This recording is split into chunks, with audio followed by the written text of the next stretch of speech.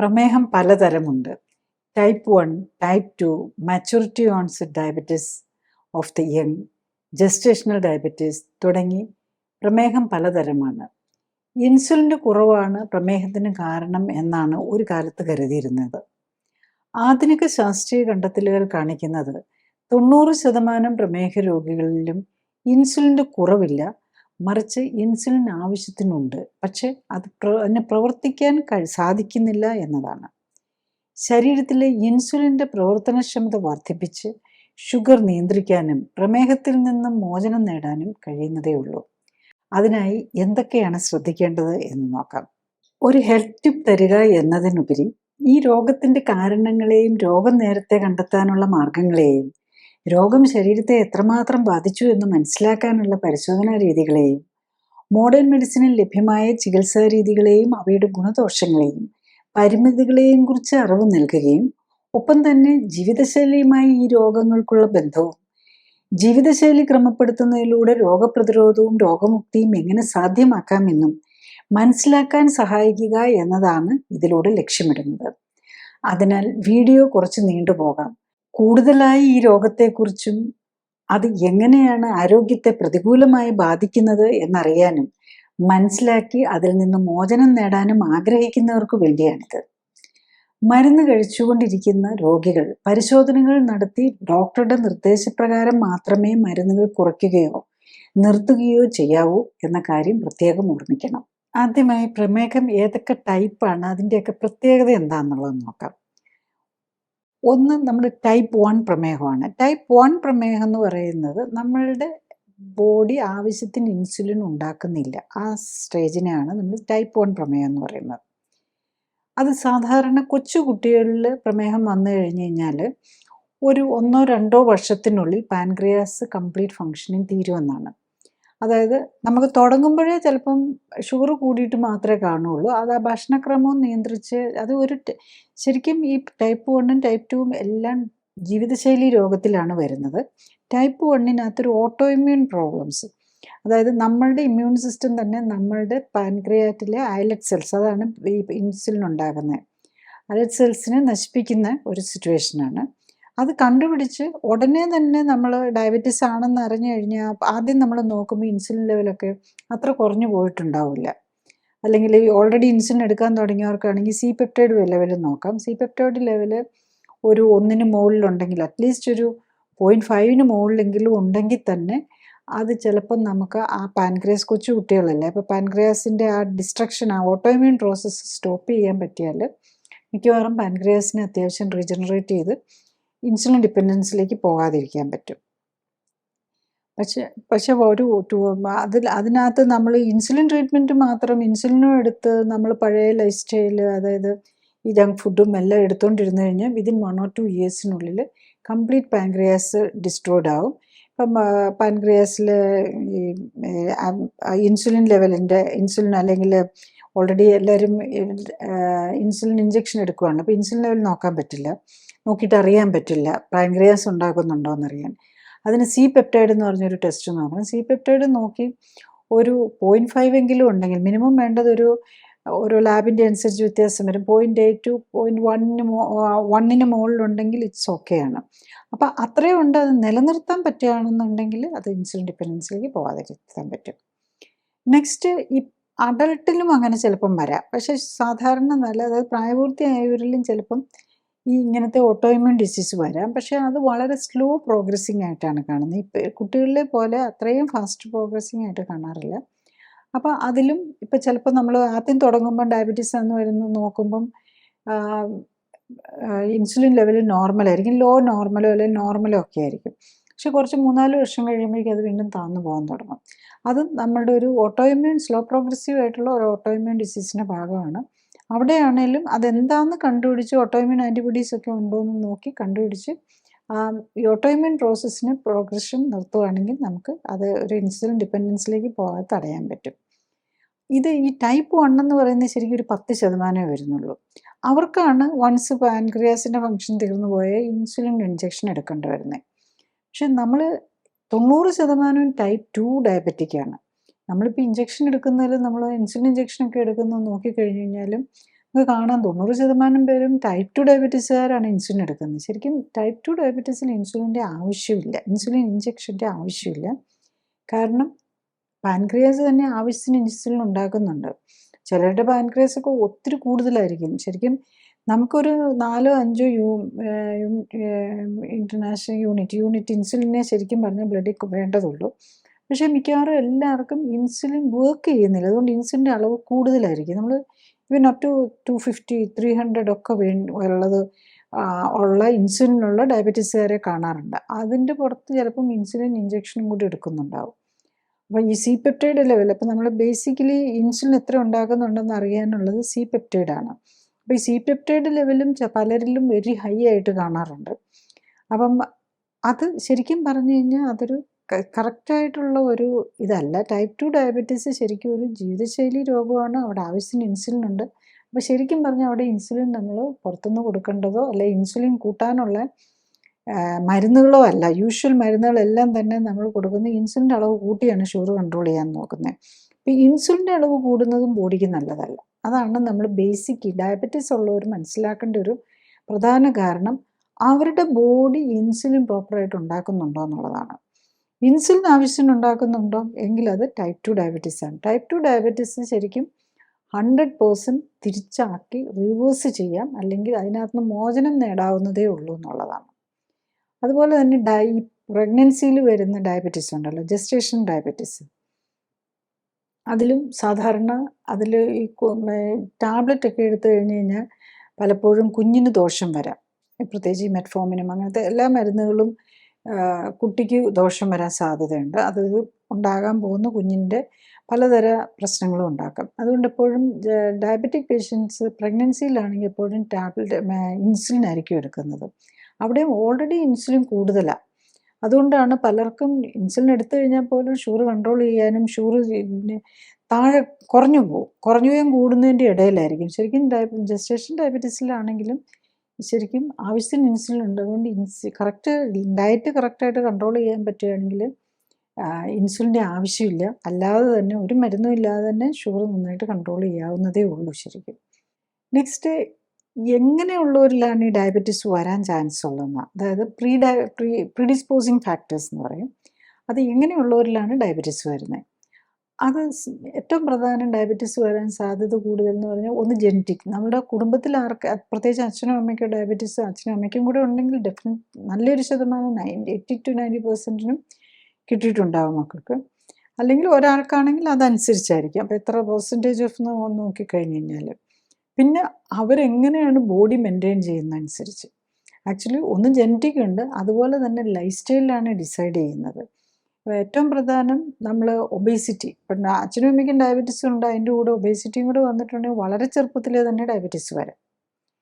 അതുപോലെ എക്സസൈസ് ഒന്നും ഇല്ലാത്ത ലൈഫ് സ്റ്റൈലാണ്, ഫുഡ് ഓവറായിട്ട് ജങ്ക് ഫുഡെല്ലാം കൂടെ കഴിക്കുകയാണെങ്കിൽ ഡെഫിനറ്റ്ലി അച്ഛനും അമ്മയ്ക്കും ഒരാൾക്കുണ്ടെങ്കിലോ അല്ലെങ്കിൽ രണ്ടുപേർക്കൂടെ ഉണ്ടെങ്കിൽ വളരെ ചെറുപ്പത്തിൽ 18ഉം 17ഉം ഒക്കെ വയസ്സിൽ തന്നെ ചിലപ്പം ഡയബറ്റീസിലേക്ക് പോയെന്നിരിക്കും.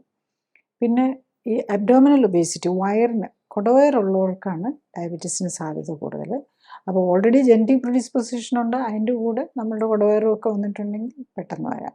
പിന്നെ മറ്റ് അസുഖങ്ങളുള്ളവർക്ക് അതിനുവേണ്ടി മരുന്ന് ഉള്ളവർ, പ്രത്യേകിച്ച് ഈ ഹൈപ്പർ ടെൻഷന് വേണ്ടിയിട്ട് മരുന്ന് കഴിക്കുക, അതുപോലെ ഈ ഫാറ്റി ലിവർ, കൊളസ്ട്രോള് അങ്ങനെയുള്ളതിന് ഉള്ളവർക്കും അതുപോലെ അത്തരം അതിന് വേണ്ടിയൊക്കെ മരുന്ന് കഴിക്കുന്നവർക്കും കുറച്ചും കൂടി ചാൻസ് കൂടുതലായിരിക്കും.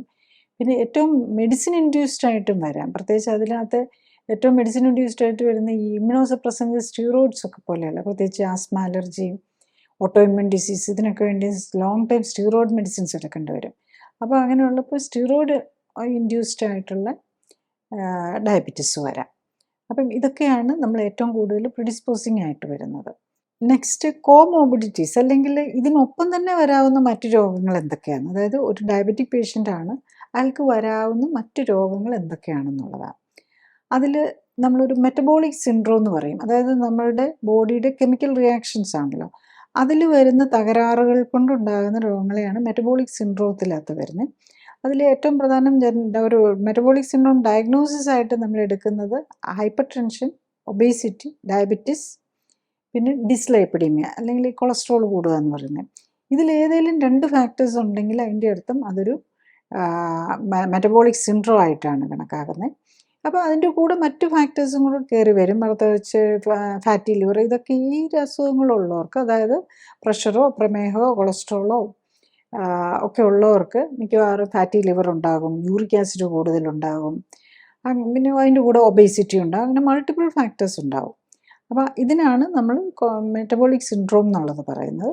പിന്നെ ഇത് ഡയബറ്റീസ് ഉള്ളവർക്ക് വരാവുന്ന, ഡയബറ്റീസ് കൊണ്ട് വരുന്ന കോംപ്ലിക്കേഷൻ എന്താണെന്നുള്ളത്, അതാണ് നമ്മൾ ഏറ്റവും വറി ചെയ്യുന്നത്. ഡയബറ്റീസ് ഉണ്ടെങ്കിൽ നമ്മൾ ഷുഗറൊക്കെ വന്നാൽ ആർക്കും അതൊന്നും അറിയുക പോലുമില്ല. ഒത്തിരി ഷുഗറൊക്കെ കൂടി കഴിയുമ്പോഴാണ് നമുക്ക് ഭയങ്കര ക്ഷീണവും എപ്പോഴും അധികം വിശപ്പും അധികം ദാഹവും വിശപ്പും എപ്പോഴെപ്പോഴും യൂറിൻ പാസ് ചെയ്യണമെന്നൊക്കെ വരുന്നത് ഒത്തിരി ഷുഗർ കൂടി കഴിയുമ്പോഴാണ്. അല്ലെങ്കിൽ നമ്മൾ ഒരു സിംറ്റംസും വന്നെന്നിരിക്കുകയില്ല. പലപ്പോഴും നമ്മൾ നേരത്തെ ബ്ലഡൊക്കെ നോക്കി നമ്മൾ ഒരു ഹെൽത്ത് ചെക്കപ്പൊക്കെ നോക്കി അറിഞ്ഞില്ലെങ്കിൽ ചിലപ്പോൾ ഹാർട്ടിന് അസുഖം വന്നു കഴിഞ്ഞോ, അല്ലെങ്കിൽ കിഡ്നി ഫെയിലിയർ ആയി കഴിഞ്ഞോ, ലിവറിൻ്റെ പ്രശ്നം വന്നു കഴിഞ്ഞൊക്കെ ആയിരിക്കും നമ്മൾ അറിയുന്നത്. അതിൽ ഡയബറ്റീസിൻ്റെ പ്രത്യേകത എന്താണെന്ന് വെച്ചാൽ ഡയബറ്റീസ് എല്ലാ ഓർഗൻസിനും, കാരണം അത് നേരെ രക്തക്കുഴലുകളെയാണ് ബാധിക്കുന്നത്. അപ്പം നമ്മുടെ എല്ലാ ബോഡിയുടെ എല്ലാ അവയവങ്ങൾക്കും രക്തക്കുഴലുകൾ വേണം രക്തം കൊടുക്കാൻ. അപ്പം രക്തക്കുഴലുകൾക്ക് ഡാമേജ് വരുന്നത് കൊണ്ടാണ് ഈ ഡയബറ്റീസുകാർക്കാണല്ലോ കൂടുതലും ഹാർട്ട് അറ്റാക്ക് വരുന്നത്. ഹാർട്ട് അറ്റാക്ക് വരുന്നത് എന്തുകൊണ്ടാണെന്ന് വെച്ചാൽ കൊറോണറി ആർട്ടറി, ഹാർട്ടിന് ബ്ലഡ് കൊടുക്കുന്ന കൊറോണറി ആർട്ടറിയിൽ ഈ ഡയബറ്റീസ് കൊണ്ട് വന്നിരിക്കുന്ന ബ്ലോക്ക്, അവിടെ കൊഴുപ്പടിയാൻ ഇടവരും. അതായത് ഗ്ലൂക്കോസ് കാരണം ഡാമേജ് വരും. പിന്നെ അതുകൂടാതെ തന്നെ ഡയബറ്റീസ് ഉള്ളവർക്കൊക്കെ കൊളസ്ട്രോളും ട്രൈഗ്ലിസറൈഡും കൂടുതലായിരിക്കും.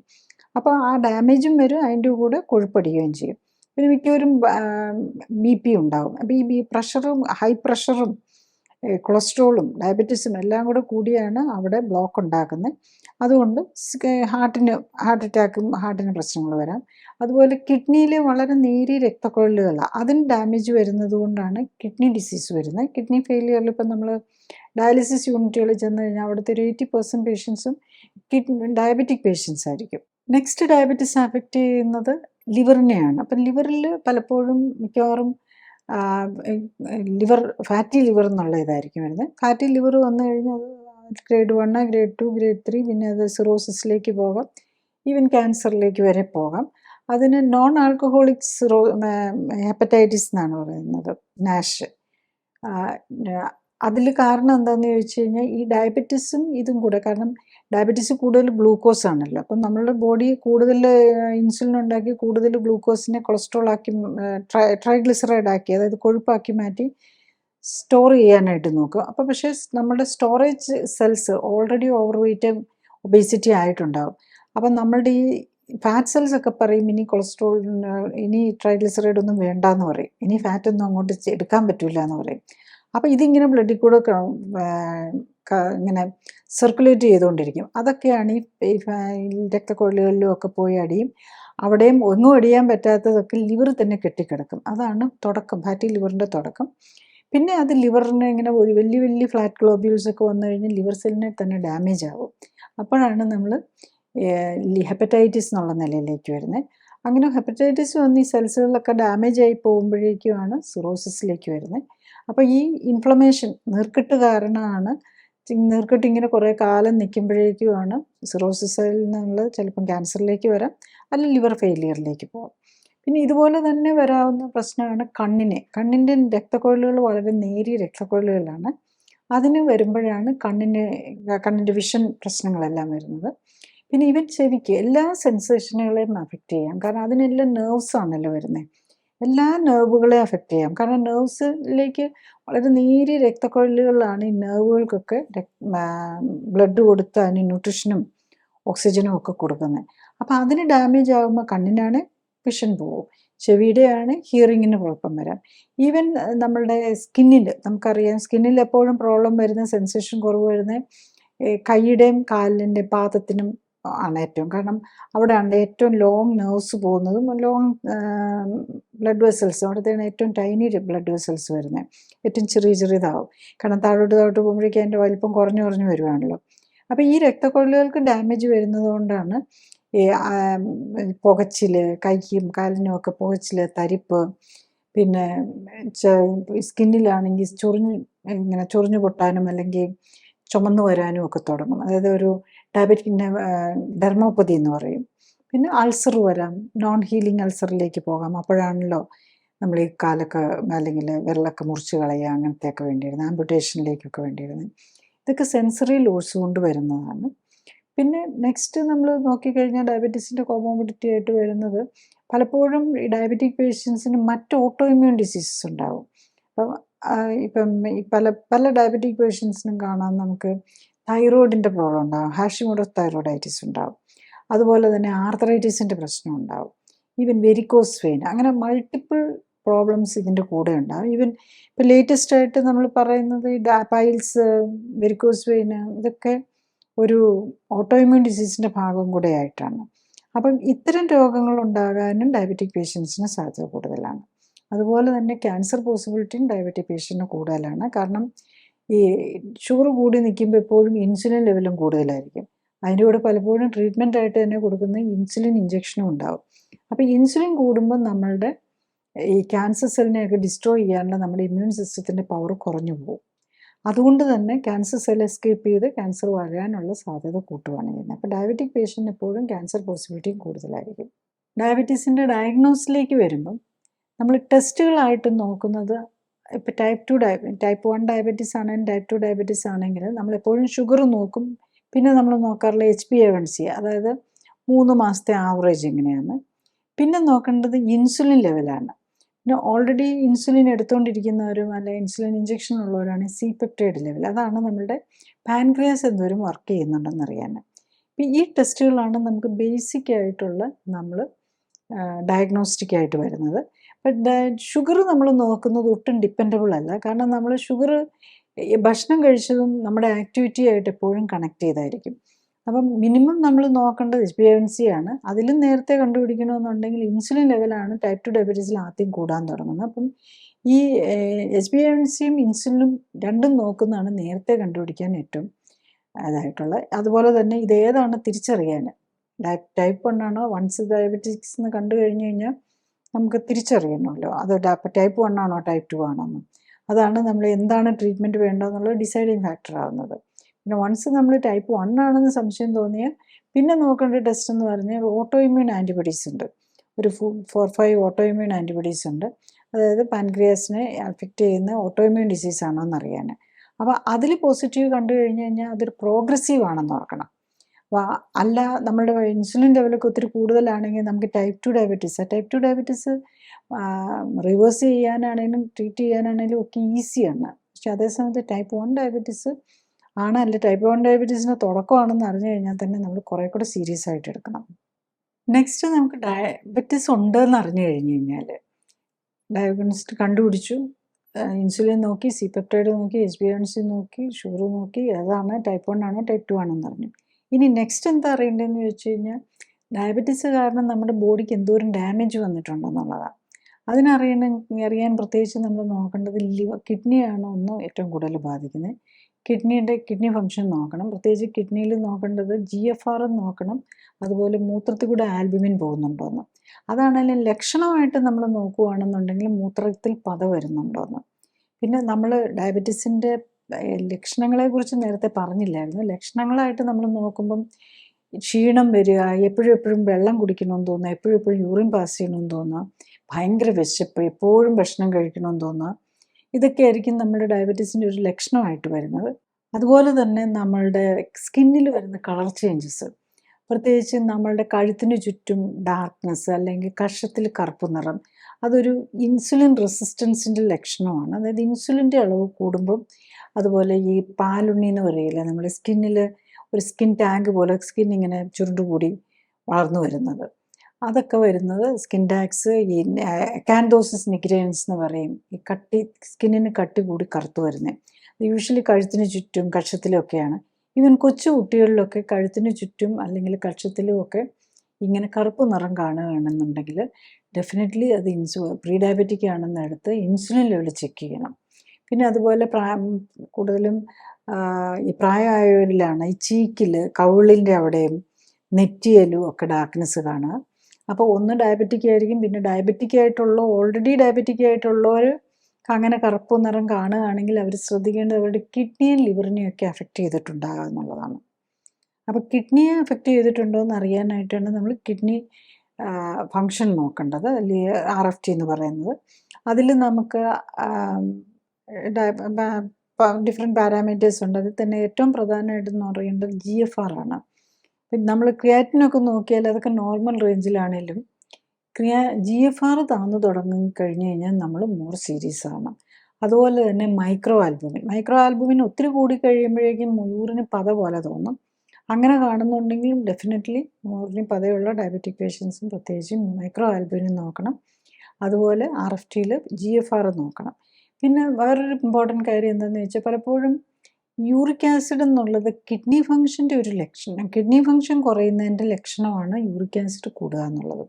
പലപ്പോഴും എല്ലാവരും എന്താ ചെയ്യുന്നതെന്ന് വെച്ചാൽ യൂറിക് ആസിഡ് കൂടിയെന്നും പറഞ്ഞ് ഉടനെ യൂറിക് ആസിഡിൻ്റെ അളവ് കുറയ്ക്കാനുള്ള മരുന്നാണ് കഴിക്കുന്നത്. അത് ശരിക്കും ഒരു യൂറിക് ആസിഡിൻ്റെ അളവ് കുറയ്ക്കാനുള്ള ചില മരുന്നുകളുണ്ട്. അത് കുറയ്ക്കാനായിട്ട് കഴിക്കേണ്ടത് ഗൗട്ടി ആർത്രൈറ്റിസ് ഉള്ളവരാണ്. ഗൗട്ട് പോലെ പെട്ടെന്ന് ജോയിൻറ്റിന് നീര് വന്ന്, പ്രത്യേകിച്ച് കാലിൻ്റെ പാദത്തിൽ ജോയിൻറ്റിന് നീര് വരുന്ന ഭയങ്കര വേദനയും വരുന്നതാണ് ഗൗട്ടി ആർത്രൈറ്റിസ്. അതുള്ളവർ മാത്രമാണ് അത്തരം മരുന്ന് കഴിക്കേണ്ടത്. ഡയബറ്റിക് പേഷ്യൻസോ അല്ലാത്തവരോ ജസ്റ്റ് യൂറിക് ആസിഡ് ടെസ്റ്റ് ചെയ്യുമ്പോൾ കൂടുതൽ മാത്രമാണ് ഉടനെ അതിന് ഡയറ്റ് കൺട്രോൾ ചെയ്യുക. എന്നിട്ടും കൂടുന്നുണ്ടെങ്കിൽ അത് കിഡ്നി ഫങ്ഷൻ കൂടുതലായിട്ട് അസസ് ചെയ്യുക. കിഡ്നി ഫങ്ഷൻ കുറയുന്നുണ്ട്, കാരണം കിഡ്നിയാണ് എക്സസ് ആയിട്ടുള്ള യൂറിക് ആസിഡിനെ പുറത്തു വിടേണ്ടത്. അപ്പോൾ യൂറിക് ആസിഡ് കൂടിയ അതായത് കിഡ്നിക്ക് എന്തോ പ്രോബ്ലം ഉണ്ടെന്നുള്ളതാണ് നമ്മൾ മനസ്സിലാക്കേണ്ടത്. നെക്സ്റ്റ് ഡയബറ്റിക് പേഷ്യൻസിന് കൂടുതലായിട്ട് വരാവുന്നത് ലിവറാണ്.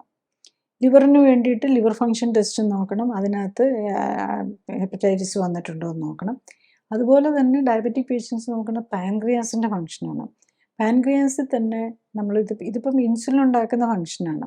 ഇതുകൂടാതെ പാൻക്രിയാസിന് വേറെ ഡൈജസ്റ്റീവ് എൻസൈം ഉണ്ടാക്കേണ്ടതുണ്ട്. ഇപ്പോൾ ഈ അമൈലേസ് ലൈപ്പീസ് എന്നൊക്കെ പറഞ്ഞ ചില ഡൈജസ്റ്റീവ് എൻസൈംസ് ബ്ലഡിൽ കൂടുവാണെങ്കിൽ അതിൻ്റെ അർത്ഥം പാൻക്രിയാസിന് നീർക്കെട്ട് വരുന്നു എന്നാണ്. അങ്ങനെ വരുമ്പോൾ നമ്മൾ അതും കൂടെ കറക്റ്റ് ചെയ്യാനായിട്ട് നോക്കിയില്ലെങ്കിൽ നമുക്ക് പാൻക്രിയാസ് ക്യാൻസറിലേക്ക് പോകാം. അപ്പോൾ നമ്മൾ അത് കറക്റ്റ് ചെയ്യണമെങ്കിൽ ആദ്യം നമ്മൾ ഡയബറ്റീസ് ആണ് കറക്റ്റ് ചെയ്യേണ്ടത്. അതാണ് വേറൊരു ഇമ്പോർട്ടൻറ്റ് ഫാക്ടർ. പാൻക്രിയാസിന് റെസ്റ്റ് കൊടുക്കണം. പാൻക്രിയാസ് ഇങ്ങനെ ഓവറായിട്ട് ഇൻസുലിനും ഉണ്ടാക്കി ഓവറായിട്ട് ഈ ഡയബറ്റിക് പേഷ്യൻസ് ഓവറായിട്ട് ഇൻസുലിൻ മാത്രമല്ല, അവർ കൂടുതൽ ഭക്ഷണം കഴിക്കുന്നതുകൊണ്ടാണ് അവർക്ക് ഈ അസുഖം വരുന്നത് തന്നെ. ഓവറായിട്ട് കാർബോഹൈഡ്രേറ്റ് കഴിക്കുമ്പം ഓവറായിട്ട് ഫാറ്റ് കഴിക്കുന്നതുകൊണ്ടാണ് അവർക്ക് ഇത് വന്നിരിക്കുന്നത്. അപ്പം പാൻക്രിയാസ് കൂടുതൽ വർക്ക് ചെയ്ത് അമൈലേസും ലൈപ്പീസും ഉണ്ടാക്കണം. ആ പാട്ടിനും കൂടെ സ്ട്രെസ്സാണ് വരുന്നത്. അപ്പം നമ്മൾ ഡയറ്റ് കൺട്രോളാണ് ഈ ക്രോണിക് പാൻക്രിയാറ്റൈറ്റിസ് ഉണ്ടെങ്കിലും നമ്മൾ ചെയ്യേണ്ടത് തന്നെയാണ്. നെക്സ്റ്റ് ഡയബറ്റിക് പേഷ്യൻ്റ് നോക്കേണ്ടത് ഹാർട്ടിൻ്റെ ഹെൽത്താണ്. ഹാർട്ടിൻ്റെ ഹെൽത്തിന് വേണ്ടിയിട്ട് നമ്മൾ നോക്കേണ്ടത് കാർഡിയാക് മാർക്കേഴ്സ്, HSCRP, CRP, അതുപോലെ പ്ലാക്ക് ടെസ്റ്റ്, പിന്നെ ഹോമോസിസ്റ്റീൻ, അങ്ങനെ കുറച്ച് ടെസ്റ്റുകളുണ്ട്. അതുപോലെ കൊളസ്ട്രോളും ട്രൈഗ്ലിസറൈഡും ഒക്കെ അതിൻ്റെ ഒരു തന്നെ മാർക്കേഴ്സാണ് വരുന്നത്. അതിൻ്റെ എങ്ങനെയാണ് സിറ്റുവേഷൻ. പിന്നെ നമുക്ക് നെഞ്ചുവേദനയൊക്കെ വന്നിട്ടുണ്ടെങ്കിൽ ട്രോപ്പോണിൻ എന്ന് പറയുന്ന, ഈവൻ ഹാർട്ട് അറ്റാക്ക് വരാൻ പോസിബിലിറ്റി ഉണ്ടോ എന്ന് അറിയാനായിട്ടാണ് ട്രോപ്പോണിൻ എന്ന് പറഞ്ഞൊരു ട്രോപ്പോണിനായി ടെസ്റ്റ് ചെയ്താൽ അതും അറിയാൻ പറ്റും. അപ്പം ഇത്രയും ടെസ്റ്റുകളൊക്കെ നോക്കിയാലേ നമ്മളുടെ എന്താണ് ഇപ്പോഴത്തെ കണ്ടീഷൻ എന്നറിയാൻ പറ്റുള്ളൂ. പിന്നെ നമ്മുടെ ബ്രെയിൻ്റെതാണ് നമുക്ക് സിംറ്റമാറ്റിക്കലി മാത്രമേ അറിയാൻ പറ്റുള്ളൂ. പിന്നെ അല്ലെങ്കിൽ കുറേ നാളായിട്ട് ഡയബറ്റിക് ഉള്ളവർക്കൊക്കെ ബ്രെയിനിൻ്റെ ഒരു MRI ഒക്കെ എടുത്ത് നോക്കിയാൽ ബ്രെയിൻ ചുരുങ്ങിയതായിട്ട് കാണാൻ പറ്റും. അല്ലെങ്കിൽ പിന്നെ ഈ രക്തക്കൊഴലുകളിലെ ബ്ലോക്ക് അറിയാൻ വേണ്ടിയിട്ട് ഇതുള്ളവർക്ക് അത് വരാമല്ലോ. അതൊരു CIMT എന്ന് പറഞ്ഞൊരു ബ്ലഡ് വെസലിൻ്റെ വേജിങ്, പ്രത്യേകിച്ച് ബ്രെയിനിലേക്കുള്ള ബ്ലഡ് കൊടുക്കുന്ന കെരോട്ടിഡ് ആർട്ടറിയുടെ, അങ്ങനെ കുറച്ച് ടെസ്റ്റും കൂടെ ചെയ്യാം. പിന്നെ ബ്രെയിനിനെ എഫക്റ്റ് ചെയ്തത് നമ്മൾ കോഗ്നിറ്റീവ്, അതായത് നമ്മുടെ ബുദ്ധിപരമായിട്ടുള്ള കഴിവുകൾ കുറഞ്ഞിട്ടുണ്ടോ, മെമ്മറി കുറഞ്ഞിട്ടുണ്ടോ, ഇങ്ങനെയൊക്കെ നോക്കിയാണ്. പിന്നെ നമ്മുടെ സെൻസറി സിസ്റ്റത്തെ നമുക്ക് നോക്കാം.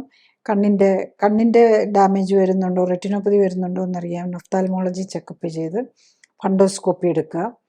അങ്ങനെ പിന്നെ കാലിൻ്റെ സെൻസേഷൻ കുറഞ്ഞിട്ടുണ്ടോ എന്നറിയാൻ കണ്ടക്ഷൻ സ്റ്റഡി ചെയ്യാം, ചെവിയുടെ, അങ്ങനെ മൾട്ടിപ്പിൾ ഓരോ ഓർഗൻ വൈസ് നമുക്ക് എല്ലാം അസസ് ചെയ്യാം. പിന്നെ ബേസിക്കലി ഇതെല്ലാം ചെയ്യാൻ പോകുമ്പോഴേക്കും നമ്മൾ ടയർഡായി പോകും. So many specialist, so many departments, അങ്ങനെ പോകേണ്ടി വരും.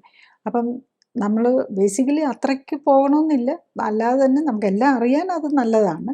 ബട്ട് വൺസ് നമ്മൾ എന്ത് ഡയബറ്റീസ് വന്നു കഴിഞ്ഞ് കഴിഞ്ഞാലും ട്രീറ്റ് ചെയ്ത് അത് കറക്റ്റ് ചെയ്യുക എന്നുള്ളതിനാണ് ഏറ്റവും ഷുഗർ പെട്ടെന്ന് തന്നെ അറ്റ് ദ ഏർലിയസ്റ്റ് കൺട്രോൾ ചെയ്യുക എന്നുള്ളതിനാണ് ഇമ്പോർട്ടൻസ് കൊടുക്കേണ്ടത്. നെക്സ്റ്റ് നമ്മൾ ട്രീറ്റ്മെൻറ്റിലേക്ക് വന്നു കഴിഞ്ഞാൽ ഫസ്റ്റ് ലൈൻ ഓഫ് മാനേജ്മെൻറ്റ് ഡയബറ്റീസിനെ സംബന്ധിച്ചിടത്തോളം ലൈഫ് സ്റ്റൈൽ മാനിപ്പുലേഷനാണ്. ലൈഫ് സ്റ്റൈൽ മോഡുലേഷൻ എന്ന് പറയാം. ഡയബറ്റീസിൻ്റെ കാരണം ലൈഫ് സ്റ്റൈൽ പ്രോബ്ലമാണ്. നമ്മൾ നമ്മളുടെ ഫുഡിൽ കാർബോഹൈഡ്രേറ്റും ഫാറ്റും കൂടുന്നുണ്ട്, അതുകൊണ്ട് ഓവർ വെയ്റ്റ് വന്നിട്ടുണ്ടാവും. ഓവർ വെയ്റ്റ് ഇല്ലാത്തവരാണെങ്കിലും ബോഡിയിലെ ഫാറ്റിൻ്റെ അളവ് കൂടിയിട്ടുണ്ടാകും. ശരിക്കും ഒരാളിൽ ഒരു 15 മെയിലാണെങ്കിൽ 15%, ഫീമെയിലാണ് ലേഡീസ് ആണെങ്കിൽ 25% ഫാറ്റ് വരാൻ പാടുള്ളൂ. പക്ഷേ ഈ ഡയബറ്റീസിലേക്ക് പോകുന്ന മിക്കവാറും എല്ലാവർക്കും അതിൻ്റെ അളവ് ഒത്തിരി കൂടിയിട്ടുണ്ടാകും. ഈ ഫാറ്റ് കൂടുമ്പോഴാണ് ഇൻസുലിൻ വർക്ക് ചെയ്യാതെയാകുന്നത്. അത് മനസ്സിലാക്കുക എന്നുള്ളതാണ് ബേസിക്കലി ചെയ്യേണ്ടത്. അപ്പം ഫാറ്റ് കൂടി അത് കുറയ്ക്കണമെന്നുണ്ടെങ്കിൽ നമ്മൾ ഡയറ്റിൽ അഡ്ജസ്റ്റ്മെൻറ്റ് ചെയ്യുക, എക്സസൈസ് ചെയ്യുക. ഇത് ചെയ്യാൻ മടി കാണിക്കുന്ന ഏത് ഡോക്ടറാണെങ്കിലും ആദ്യം ഒത്തിരി കൂടുതലുണ്ടെങ്കിൽ ആദ്യം എന്തെങ്കിലും മെഡിസിൻ തന്നൊന്ന് കുറയ്ക്കാൻ നോക്കും. അത് കഴിഞ്ഞ് കഴിഞ്ഞാൽ ഡയറ്റ് ചെയ്ത് ചെയ്യാനാണ് എല്ലാവരും പറയുക. പക്ഷേ പേഷ്യൻറ്റ്സ് യൂഷ്വലി അത് ചെയ്യാത്തത് കൊണ്ടാണ് നമ്മൾ മരുന്നിലേക്ക് പോകേണ്ടി വരുന്നത്. അപ്പോൾ ആദ്യം കാണുമ്പോൾ ഒത്തിരി ഷുഗറുണ്ടോ 1-2 ദിവസം അല്ലെ ഒരാഴ്ച മരുന്ന് കഴിച്ച് അത് കഴിഞ്ഞാൽ അതിനകത്തുനിന്ന് മരുന്നിൽ നിന്ന് മോചനം നേടാനാണ് നമ്മൾ നോക്കേണ്ടത്. അല്ലാതെ മരുന്ന് വെച്ച് ജീവിതകാലം മുഴുവൻ കൊണ്ടുപോകാനല്ല. കാരണം ഇതിൻ്റെ കാരണം ജീവിതശൈലിയാണ്. അത് കുറയ്ക്കാതെ ഒരിക്കലും നമ്മൾ ഡയബറ്റീസിൽ നിന്ന് മാറാൻ പറ്റില്ല. കാരണം മരുന്ന് കഴിച്ചുകൊണ്ടിരിക്കുന്നതനുസരിച്ച് ഇൻസുലിൻ്റെ അളവ് കൂടിക്കൊണ്ടിരിക്കും. അപ്പം നമ്മൾ മറ്റ് അസുഖങ്ങൾ വരാനും കോംപ്ലിക്കേഷൻസ്, കോമോബിഡിറ്റീസ്, ലിവറിനെയും കിഡ്നിയെയും ഹാർട്ടിനെയും ബ്രെയിനിനെയും ഒക്കെ ഡാമേജ് ചെയ്യുന്നത് ഇങ്ങനെ കണ്ടിന്യൂ ചെയ്തുകൊണ്ടിരിക്കും. അപ്പം ബേസിക്കലി നമ്മൾ പേഷ്യൻ്റ് ലൈഫ് സ്റ്റൈൽ കറക്റ്റ് ചെയ്യാൻ ഫെയിൽ ചെയ്യുമ്പോൾ മാത്രമാണ് നമ്മൾ മെഡിസിനിലേക്ക് പോകേണ്ടി വരുന്നത്. അപ്പം മെഡിസിൻസ് പല ടൈപ്പ് ഉണ്ട്. ഇൻസുലിൻ ഉണ്ട്, so many type of medicines ഉണ്ട്. അത് ഓരോന്നും പല രീതിയിൽ വർക്ക് ചെയ്യുന്നുണ്ട്. അപ്പോൾ അതിനെക്കുറിച്ച് നമ്മൾ ഡീറ്റെയിൽ പോകുന്നതിൽ കാര്യമില്ല. കാരണം ബേസിക്കലി നമ്മൾ ടൈപ്പ് 2 ഡയബറ്റീസ് ആണെങ്കിൽ ഇൻസുലിൻ്റെയും ഒരു മരുന്നിൻ്റെയും ആവശ്യമില്ല എന്നുള്ളതാണ്. നെക്സ്റ്റ് അതുപോലെ ഇപ്പം നമ്മൾ ചെയ്യുന്ന പലപ്പോഴും സർജറി ചെയ്യാറുണ്ട്. സർജറിയിൽ ഡയബറ്റിക് പേഷ്യൻസിന് വേണ്ടി ചെയ്യുന്ന ഡയബറ്റിക് റിവേഴ്സൽ എന്നും പറഞ്ഞ് ഇപ്പം നമ്മൾ ബറിയാട്രിക് സർജറി ചെയ്യുന്നുണ്ടല്ലോ. അതിലെന്താ ചെയ്യുന്നതെന്ന് ചോദിച്ചു കഴിഞ്ഞാൽ വെയിറ്റ് കുറയ്ക്കാൻ വേണ്ടിയിട്ടാണ്. വെയിറ്റ് കുറഞ്ഞു കഴിഞ്ഞാൽ വെയിറ്റ് കുറഞ്ഞാൽ ഡയബറ്റീസ് മാറും. അതുകൊണ്ട് സർജിക്കലായിട്ട് വെയിറ്റ് കുറയ്ക്കാൻ നോക്കുന്നു. സർജറി എന്ന് പറഞ്ഞാൽ എന്താ ചെയ്യുന്നത്? നമ്മളുടെ ആമാശയം, അതായത് നമ്മളുടെ ഭക്ഷണം കഴിച്ച് ഇറങ്ങിച്ചെന്ന് അതാണല്ലോ ഫസ്റ്റ് ഫുഡ് സ്റ്റോർ ചെയ്യുന്ന സ്ഥലം. അതിന് ഒരു ട്യൂബ് പോലെ, അത് ശരിക്കും ഒരു almost 500 to 1 litre storage space ഉള്ളത് ഒരു 50 ml കുറയ്ക്കുകയാണ് ചെയ്യുന്നത്. അതായത് നമ്മളെ കൊണ്ട് ഫോഴ്സ്ഫുള്ളായിട്ട് ഭക്ഷണം കഴിപ്പിക്കാതാക്കുകയാണ് ചെയ്യുന്നത്. അതുപോലെ തന്നെ നമ്മുടെ ഇൻറ്റസ്റ്റൈൻ്റെ കുറേ ഭാഗം മുറിച്ച് കളയുക അല്ലെ ബൈപ്പാസ് ചെയ്യുകയാണ് ചെയ്യുന്നത്. കുടലിൻ്റെ ഭാഗം, പിന്നെ അതിൽ പല രീതിയിലുണ്ട്. ബലൂൺ ഇടുക, ബാൻഡിങ് ചെയ്യുക, അതൊക്കെ പക്ഷേ വന്നാലും അതൊന്നും അത്ര സക്സസ്ഫുൾ ആയില്ല. ഇപ്പം ശരിക്കും ഗ്യാസ്ട്രോപ്ലാസ്റ്റിക്, ആമാശയത്തെ ചെറുതാക്കുകയും അതുപോലെ കുടലിനെ ബൈപ്പാസ് ചെയ്യുകയോ മുറിച്ച് കുറേ ഭാഗം മാറ്റുകയോ ചെയ്യുന്ന സർജറികളാണ് ഇപ്പം കൂടുതലായിട്ടും വരുന്നത്. പക്ഷേ അപ്പോൾ അതിൻ്റേതായിട്ടുള്ള ഒത്തിരി സൈഡ് ഇഫക്റ്റും വരും. അതുപോലെ ഇതൊരു മേജർ സർജറിയാണ്. അതിൻ്റെ പല കോംപ്ലിക്കേഷൻസും വരാം. ഓൺ ദ ടേബിൾ കോംപ്ലിക്കേഷൻ വരാം, അത് കഴിഞ്ഞിട്ട് ലോങ് ടൈം കോംപ്ലിക്കേഷൻസ് വരാം. പിന്നെ നമ്മളുടെ കുടലും നമ്മളുടെ ഇൻറ്റസ്റ്റൈൻ ആണല്ലോ നമ്മളുടെ ഭക്ഷണം എല്ലാം അബ്സോർബ് ചെയ്യുകയും അതിനെ ദഹിപ്പിക്കുകയും അബ്സോർബ് ചെയ്യുകയൊക്കെ ചെയ്യേണ്ടത്.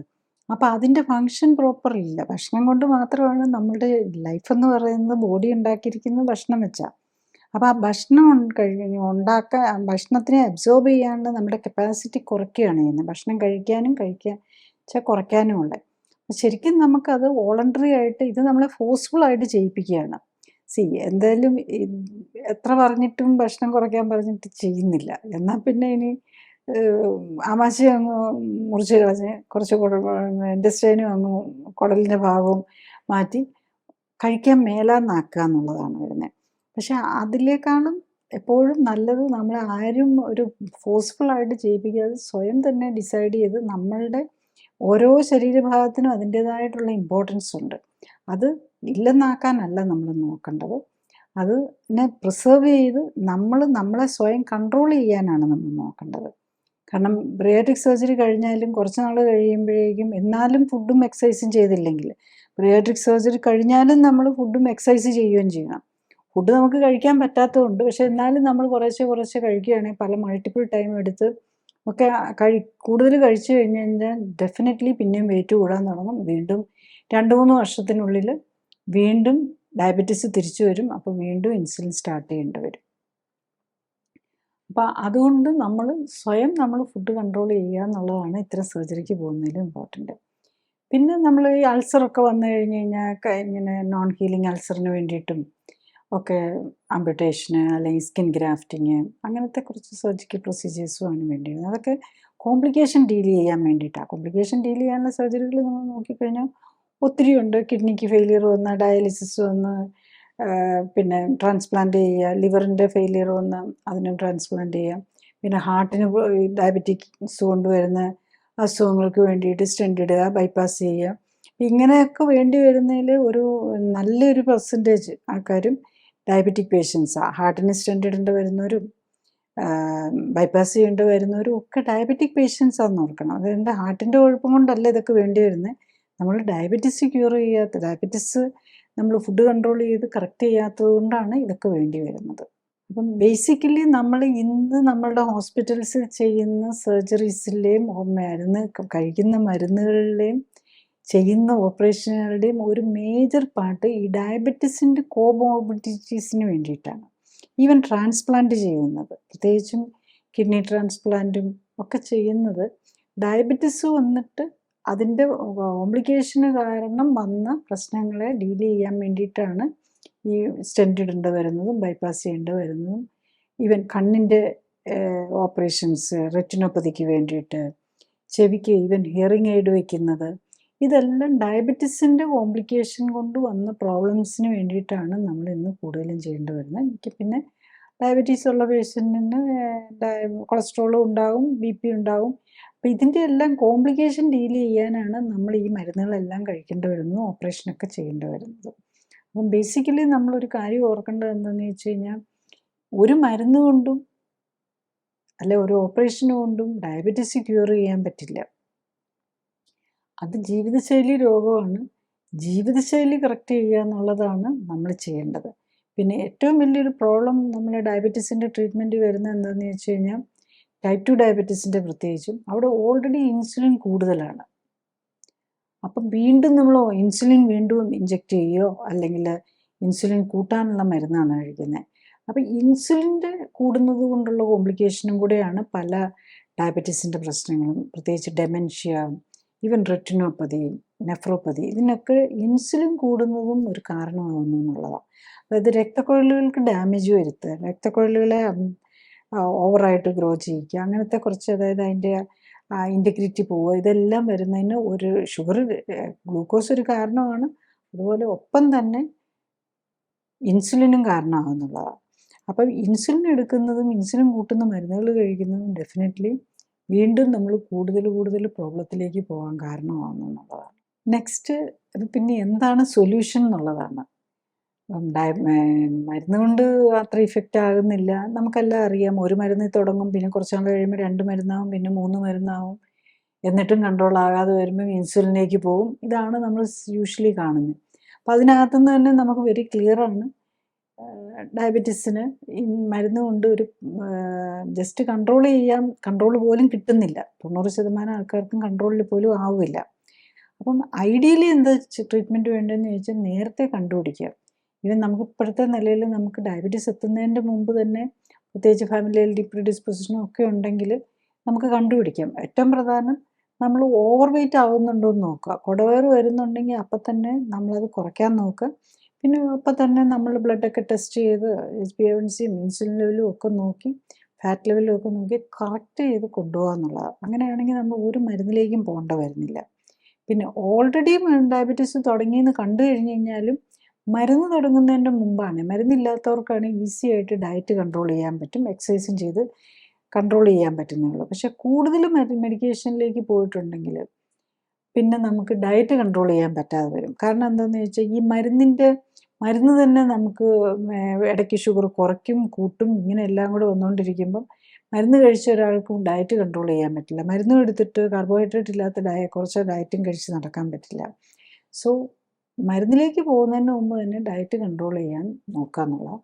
പിന്നെ ഓൾറെഡി മരുന്നും ഒക്കെ കഴിച്ചു തുടങ്ങിയിട്ടുണ്ടെങ്കിൽ, മരുന്നുകൾ കഴിക്കുന്ന ഒരാളാണെങ്കിൽ സെൽഫായിട്ട് നമ്മൾ മരുന്ന് നിർത്താൻ പാടില്ല. അതിന് പകരം നമ്മൾ എന്താ ചെയ്യേണ്ടതെന്ന് വെച്ചാൽ ഒരു ക്ലിനിക്കൽ സപ്പോർട്ട് എടുത്തുകൊണ്ട് പതുക്കെ പതുക്കെ മരുന്ന് കുറച്ചുകൊണ്ട് വരിക.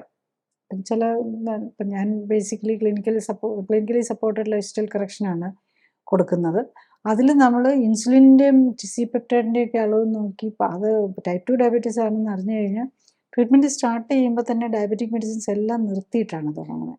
എന്നിട്ട് നമുക്ക് വീട്ടിലിരുന്ന് നോക്കി ഷുഗർ നോക്കിയാൽ മതിയല്ലോ. നമുക്കെല്ലാം വീട്ടിൽ ഷുഗർ നോക്കാനുള്ള ഫെസിലിറ്റി ഉണ്ടല്ലോ ഇന്ന്. അപ്പോൾ അത് നമ്മൾ വിതിൻ 24 to 48 hours ഷുഗർ നോർമലാകുന്നത്, അതായത് കറക്റ്റായിട്ട് ഫോളോ ചെയ്യുന്ന ആൾക്ക് within 24 to 48 hours sugar normal ആയിട്ടുണ്ടാകും എന്നുള്ളതാണ്. അപ്പം അത്ര ഈസി ആയിട്ട് കൺട്രോൾ ചെയ്യാൻ പറ്റുന്നതേ ഉള്ളൂ. പക്ഷേ ഓൺലി തിങ് നമ്മളത് എങ്ങനെയാണത് കൺട്രോൾ ചെയ്യേണ്ടതെന്ന് നമ്മൾ മനസ്സിലാക്കി എടുത്തൊരു സപ്പോർട്ടോട് കൂടി ചെയ്യണം എന്നുള്ളതാണ്. അല്ലാതെ എല്ലാവരും വെറുതെ ഡയബറ്റീസിന് മെഡിസിൻ നിർത്തിയിട്ടിരുന്നാൽ പറ്റില്ല. കാരണം അതിന് ആ മെറ്റിക്കുലസ് ഫോളോ അപ്പും കൂടെ ഉണ്ടെങ്കിൽ മാത്രമേ അങ്ങനെ നമുക്ക് മരുന്ന് നിർത്തിക്കൊണ്ട് ചെയ്യാൻ പറ്റുള്ളൂ. നെക്സ്റ്റ് നമ്മളൊരു സെൽഫായിട്ട് ഇപ്പം ജസ്റ്റ് ഒരാൾക്ക് ഡയബറ്റീസ് ഉണ്ടെന്ന് സംശയം തോന്നി, അല്ലെ ഒരു പ്രീ ഡയബറ്റിക്കാന്ന് പറഞ്ഞാൽ അയാൾക്ക് എങ്ങനെ കൺട്രോൾ ചെയ്യാൻ പറ്റും, ഒരു പ്രാക്ടിക്കൽ ഡയറ്റും എങ്ങനെയാണെന്ന് ചോദിച്ചു കഴിഞ്ഞാൽ പ്രാക്ടിക്കൽ ഡയറ്റും വേണം, എക്സസൈസും വേണം. നമ്മുടെ പ്രോബ്ലം ശരിക്കും ഗ്ലൂക്കോസ് കൂടുന്നു, ഗ്ലൂക്കോസ് കൂടാനായിട്ടും ഇൻസുലിൻ കൂടുന്നു, ഇൻസുലിൻ റെസിസ്റ്റൻസ് വരുന്നു, ഇൻസുലിൻ റെസിസ്റ്റൻസിന് കാരണം കൂടുതൽ കൊഴുപ്പാണ്. അപ്പം നമ്മൾ 2 ഘടകങ്ങളാണ് നമ്മുടെ ഫുഡിനകത്ത് കുറയ്ക്കേണ്ടത്. ഒന്ന് ഗ്ലൂക്കോസ് വരുന്നത്. ഗ്ലൂക്കോസ് എന്തിൽ നിന്നാണ്? കാർബോഹൈഡ്രേറ്റ്സിൽ നിന്നാണ് വരുന്നത്. അതായത് നമ്മുടെ സസ്യാഹാരത്തിൽ എല്ലാം കൂടുതലും കാർബോഹൈഡ്രേറ്റ് ആണുള്ളത്. അപ്പോൾ സസ്യാഹാരത്തിൽ ഏറ്റവും കാർബോഹൈഡ്രേറ്റ് കുറഞ്ഞത് ഇലക്കറികളും പയറുവർഗ്ഗങ്ങളുമാണ്. അപ്പം നമ്മൾ ഈ അന്നജം കൂടുതലുള്ള റൂട്ട്സ്, കിഴങ്ങ് വർഗ്ഗങ്ങളും പഴവർഗ്ഗങ്ങളാണേലും ഷുഗർ കൺട്രോൾ ആകുന്നോടം വരെ, അതുപോലെ പച്ചക്കറികളാണേലും ഒക്കെ കുറയ്ക്കുക. ഏറ്റവും കുറയ്ക്കേണ്ടത് നമ്മൾ സീരിയൽസാണ്. അരി, ഗോതമ്പ്, മധുരം, ബേക്കറി ഐറ്റംസൊക്കെ കട്ട് ചെയ്യുക. ഈവൻ നട്ട്സിനകത്തും കൊഴുപ്പ് കൂടുതലാണ്. അപ്പം നട്ട്സ് കഴിച്ചു കഴിഞ്ഞാലും കൊഴുപ്പിൻ്റെ അളവ് കുറയില്ല. അപ്പം നട്ട്സ് ഇതെല്ലാം കുറയ്ക്കുക. പിന്നെ കഴിക്കാവുന്നത് പയറുവർഗ്ഗങ്ങൾ, ഇലക്കറികൾ, അതിന് ഇമ്പോർട്ടൻസ് കൊടുത്ത് കഴിക്കുക. അപ്പോൾ അതിലാണ് ഏറ്റവും കൊഴുപ്പുമില്ല, അതേസമയത്ത് കാർബോഹൈഡ്രേറ്റും കുറവാണ്. അത്യാവശ്യം കൊഴുപ്പുണ്ട്, അത്യാവശ്യം കൊഴുപ്പും ഉണ്ടാകും, കാർബോഹൈഡ്രേറ്റും ഉണ്ടാകും, പ്രോട്ടീനും ആവശ്യത്തിനുണ്ടാകും. പിന്നെ ലീഫി വെജിറ്റബിൾസിലാണ് ഏറ്റവും കൂടുതൽ വൈറ്റമിൻസും മിനറൽസും എല്ലാം ഉള്ളത്. ഈ സാധനങ്ങളും അത്രം വെച്ച്, അതുപോലെ നോൺ വെജിറ്റേറിയൻ കഴിക്കുന്നവർക്ക് മോഡറേറ്റ് ആയിട്ട് നോൺ വെജും കഴിക്കാം. അങ്ങനെ കൺട്രോൾ ചെയ്ത് എക്സസൈസും ചെയ്ത് നമ്മളുടെ ബോഡി വെയ്റ്റും ബോഡി പ്രൊപ്പോർഷൻസും, കുടവയറുണ്ടോ എന്നുള്ളതിലാണ് ഏറ്റവും പ്രധാനം. കുടവയറില്ലാന്ന് ഉറപ്പാക്കിയാൽ മിക്കവാറും ഏത് ഡയബറ്റീസ് ആണെങ്കിലും മാറ്റാവുന്നതേ ഉള്ളൂ. പക്ഷേ ഒത്തിരി പലതരം മെഡിസിനുകളും പലതരം പ്രോബ്ലംസും, ഡയബറ്റീസും ഹൈപ്പർ ടെൻഷനും ഹാർട്ട് ഡിസീസും ഇതിനെല്ലാത്തിനും കൂടെ മരുന്ന് കഴിച്ചുകൊണ്ടിരിക്കുന്ന ഒരാൾ, അതിൻ്റെ കൂടെ ആർത്രൈറ്റിസ്, ആസ്മ എല്ലാം കൂടെ ഉള്ളപ്പം നമുക്ക് സെൽഫായിട്ട് മാനേജ് ചെയ്യാൻ പറ്റില്ല. അങ്ങനെയുള്ളപ്പോഴാണ് നമ്മൾ clinically supported lifestyle correction എടുക്കേണ്ടത്. ചുരുക്കി പറഞ്ഞാൽ, 1, പ്രമേഹം ഒരു ജീവിതശൈലി രോഗമാണ് എന്ന് രോഗി മനസ്സിലാക്കണം. അതിനാൽ ചികിത്സയുടെ ആദ്യ സ്റ്റെപ്പ് ജീവിതശൈലി ക്രമീകരണമാണ്. രോഗി അതിൽ പരാജയപ്പെടുമ്പോഴാണ് ബ്ലഡ് ഷുഗർ കൺട്രോൾ ചെയ്യാനായി മരുന്ന് നൽകുന്നത്. 2, ഗർഭിണികളിലും പ്രായപൂർത്തിയായവരിലും വരുന്ന പ്രമേഹത്തിൽ ഇൻസുലിൻ കുറയുകയല്ല, മറിച്ച് കൂടുകയാണ് ചെയ്യുന്നത്. ഇൻസുലിനും ഒട്ടുമിക്ക മരുന്നുകളും ശരീരത്തിലെ ഇൻസുലിൻ്റെ അളവ് വീണ്ടും കൂട്ടിയാണ് ഷുഗർ കൺട്രോൾ ആക്കാൻ നോക്കുന്നത്. അത് അശാസ്ത്രീയമാണ്. 3, പ്രമേഹം നിയന്ത്രിക്കാനായി മരുന്നുകളെ ആശ്രയിച്ചാൽ ജീവിതകാലം മുഴുവൻ ദിവസവും മരുന്ന് തുടരേണ്ടി വരും. മാത്രമല്ല ശരീരത്തിൽ കൊഴുപ്പടിഞ്ഞ് വണ്ണം വയ്ക്കാനുള്ള സാധ്യതയുമുണ്ട്. 4, ശരീരത്തിലെ കൊഴുപ്പിൻ്റെ അളവ് കൂടുന്നതനുസരിച്ച് മരുന്നിൻ്റെ അളവ് കൂട്ടേണ്ടി വരും എന്ന് മാത്രമല്ല, പ്രഷറും ഹൃദ്രോഗവും പോലുള്ള രോഗങ്ങൾക്കായി മരുന്ന് തുടങ്ങേണ്ടി വരും. 5, ജീവിതകാലം മുഴുവൻ ദിവസവും മരുന്ന് കഴിച്ച് പ്രമേഹ രോഗിയായി തുടരണോ അതോ ജീവിതശൈലി ക്രമീകരണത്തിലൂടെ പ്രമേഹത്തിൽ നിന്നും മുക്തി നേടണോ എന്ന് ഇത് ഓരോ വ്യക്തിയും സ്വയം ചോദിക്കുക. 6, പ്രമേഹത്തിനും അനുബന്ധ രോഗങ്ങൾക്കുമായി പലതരം മരുന്നുകൾ കഴിച്ചുകൊണ്ടിരിക്കുന്നവർക്ക് സ്വയം ജീവിതശൈലി ക്രമീകരിച്ച് രോഗമുക്തി സാധിക്കില്ല. മരുന്നുകൾ കഴിക്കുന്നവർ ക്ലിനിക്കൽ സപ്പോർട്ടോടെയും സൂപ്പർവിഷനോടെയും ജീവിതശൈലി ക്രമീകരിക്കാനും മരുന്നുകൾ കുറച്ചു കൊണ്ടുവന്ന് നിർത്താനുമാണ് ശ്രമിക്കേണ്ടത്. 7. പ്രമേഹത്തിൽ നിന്നും മോചനം നേടണമെങ്കിൽ രോഗി രോഗത്തെക്കുറിച്ച് സ്വയം മനസ്സിലാക്കി ജീവിതശൈലി ക്രമീകരിക്കാൻ മാനസികമായി തയ്യാറെടുക്കുകയും കുടുംബാംഗങ്ങളുടെ സഹകരണവും സപ്പോർട്ടും ആണ് ഉണ്ടാകേണ്ടത്. 8. ജീവിതശൈലി ക്രമീകരിക്കാൻ തയ്യാറായാൽ പ്രമേഹത്തിൽ നിന്ന് മാത്രമല്ല, ഒപ്പം പ്രഷറോ ഹൃദ്രോഗമോ അലർജിയോ ആസ്മയോ ആർത്രൈറ്റിസോ പോലുള്ള മറ്റ് ജീവിതശൈലി രോഗങ്ങളുണ്ടെങ്കിൽ അതിൽ നിന്നും അതിനായി കഴിക്കുന്ന മരുന്നുകളിൽ നിന്നും കൂടി മോചനം നേടാനാകും. ഞാൻ ഈ പറഞ്ഞ കാര്യങ്ങൾ ശ്രദ്ധിച്ചു കേൾക്കാനും മനസ്സിലാക്കാനും കഴിഞ്ഞാൽ ഇത്തരം ജീവിതശൈലി രോഗങ്ങളുടെ കാരണം മനസ്സിലാക്കി അവയെ പ്രതിരോധിക്കാനും ഒരിക്കൽ വന്ന് നേരത്തെ കണ്ടെത്താനും ജീവിതശൈലിയിൽ വേണ്ട മാറ്റങ്ങൾ വരുത്തി അതിൽ നിന്നും മോചനം നേടാൻ സഹായകമാകും. മരുന്നോ ഓപ്പറേഷനോ കൊണ്ട് ഇത്തരം ജീവിതശൈലി രോഗങ്ങൾ മാറ്റാനാകില്ല. കാരണം മരുന്നിൻ്റെയോ ഓപ്പറേഷൻ്റെയോ കുറവുകൊണ്ടല്ല ഇത്തരം രോഗങ്ങൾ ഉണ്ടാകുന്നത്, മറിച്ച് ജീവിതശൈലിയിലെ അപാകതകൾ കൊണ്ടാണ്. അതിനാൽ ജീവിതശൈലി ക്രമീകരിക്കുന്നതിലൂടെ മാത്രമേ ഇത്തരം ജീവിതശൈലി രോഗങ്ങളെ പ്രതിരോധിക്കാനും ഒരിക്കൽ വന്നാൽ അതിൽ നിന്നും മോചനം നേടാനും സാധിക്കൂ. വൃക്കരോഗം പോലുള്ള ജീവിതശൈലി രോഗങ്ങൾ കൂടി വരികയാണ്. ഒപ്പം തന്നെ ജീവിതശൈലി രോഗങ്ങൾക്കായി ഓപ്പറേഷനുകൾക്ക് വിധേയരാകേണ്ടി വരുന്ന രോഗികളുടെ എണ്ണവും കൂടി വരുന്നു. ഓപ്പറേഷന് മുമ്പ് രോഗത്തിൻ്റെ അടിസ്ഥാന കാരണം ഓപ്പറേഷൻ എന്താണ് ലക്ഷ്യമിടുന്നത്, ഓപ്പറേഷൻ സമയത്തും അതിനുശേഷവും ഉണ്ടാകാവുന്ന അപകട സാധ്യതകളും പാർശ്വഫലങ്ങളും എന്തൊക്കെ തുടങ്ങിയ കാര്യങ്ങൾ രോഗികളും ബന്ധുക്കളും മനസ്സിലാക്കാൻ ശ്രമിക്കണം. ഒപ്പം തന്നെ ഓപ്പറേഷനിലൂടെ ലഭിക്കുന്ന പ്രയോജനം, ഓപ്പറേഷൻ കൊണ്ട് രോഗം മാറുമോ, ഇനിയും രോഗമുണ്ടാകാൻ സാധ്യതയുണ്ടോ തുടങ്ങിയ കാര്യങ്ങളും അറിയാൻ ശ്രമിക്കുക. ഇൻഷുറൻസ് പരിരക്ഷ ഉള്ളവരാണ് കൂടുതലും ഓപ്പറേഷനായി പണം ചെലവാക്കേണ്ടി വരുന്നില്ല. അതിനാൽ ശസ്ത്രക്രിയകളെ വളരെ ലാഘവത്തോടെ കാണുന്ന രീതി കൂടി വരികയാണ്. അനസ്തീസിയ സംബന്ധമായും ഓപ്പറേഷൻ സമയത്തും അതിനുശേഷവും ഉണ്ടാകാവുന്ന അപകട സാധ്യതകൾ വളരെ ചെറുതാണെങ്കിലും മരണത്തിന് പോലും ഉള്ള സാധ്യത ഉണ്ടാക്കും എന്ന യാഥാർത്ഥ്യം മനസ്സിലാക്കണം. ഓപ്പറേഷനായി നൽകുന്ന മിക്ക സമ്മതപത്രത്തിലും മരണം വരെ സംഭവിക്കാനുള്ള സാധ്യതയുണ്ട് എന്ന് എഴുതിയിട്ടുണ്ടാവും. രോഗിയും ബന്ധുക്കളും ഓപ്പറേഷന് മുമ്പായി നൽകേണ്ട സമ്മതപത്രം ഓപ്പറേഷൻ ദിവസമല്ല വായിക്കേണ്ടത്, മറിച്ച് ഓപ്പറേഷന് വിധേയമാകാൻ തീരുമാനിക്കുന്നതിനും തീയതി ഫിക്സ് ചെയ്യുന്നതിനും മുമ്പ് ഒപ്പുവയ്ക്കേണ്ട സമ്മതപത്രം വായിച്ചു നോക്കി മനസ്സിലാക്കണം. ജീവിതശൈലി രോഗങ്ങൾ ഉള്ളവർക്ക്, പ്രത്യേകിച്ചും രക്തക്കൊള്ളുകളെ ബാധിക്കുന്ന രോഗങ്ങളുള്ളവർക്ക് അനസ്തീസിയുടെയും ശസ്ത്രക്രിയാ സംബന്ധമായും ഉള്ള അപകട സാധ്യതകളും പാർശ്വഫലങ്ങളും കൂടുതലാണ് എന്നതും അറിയണം.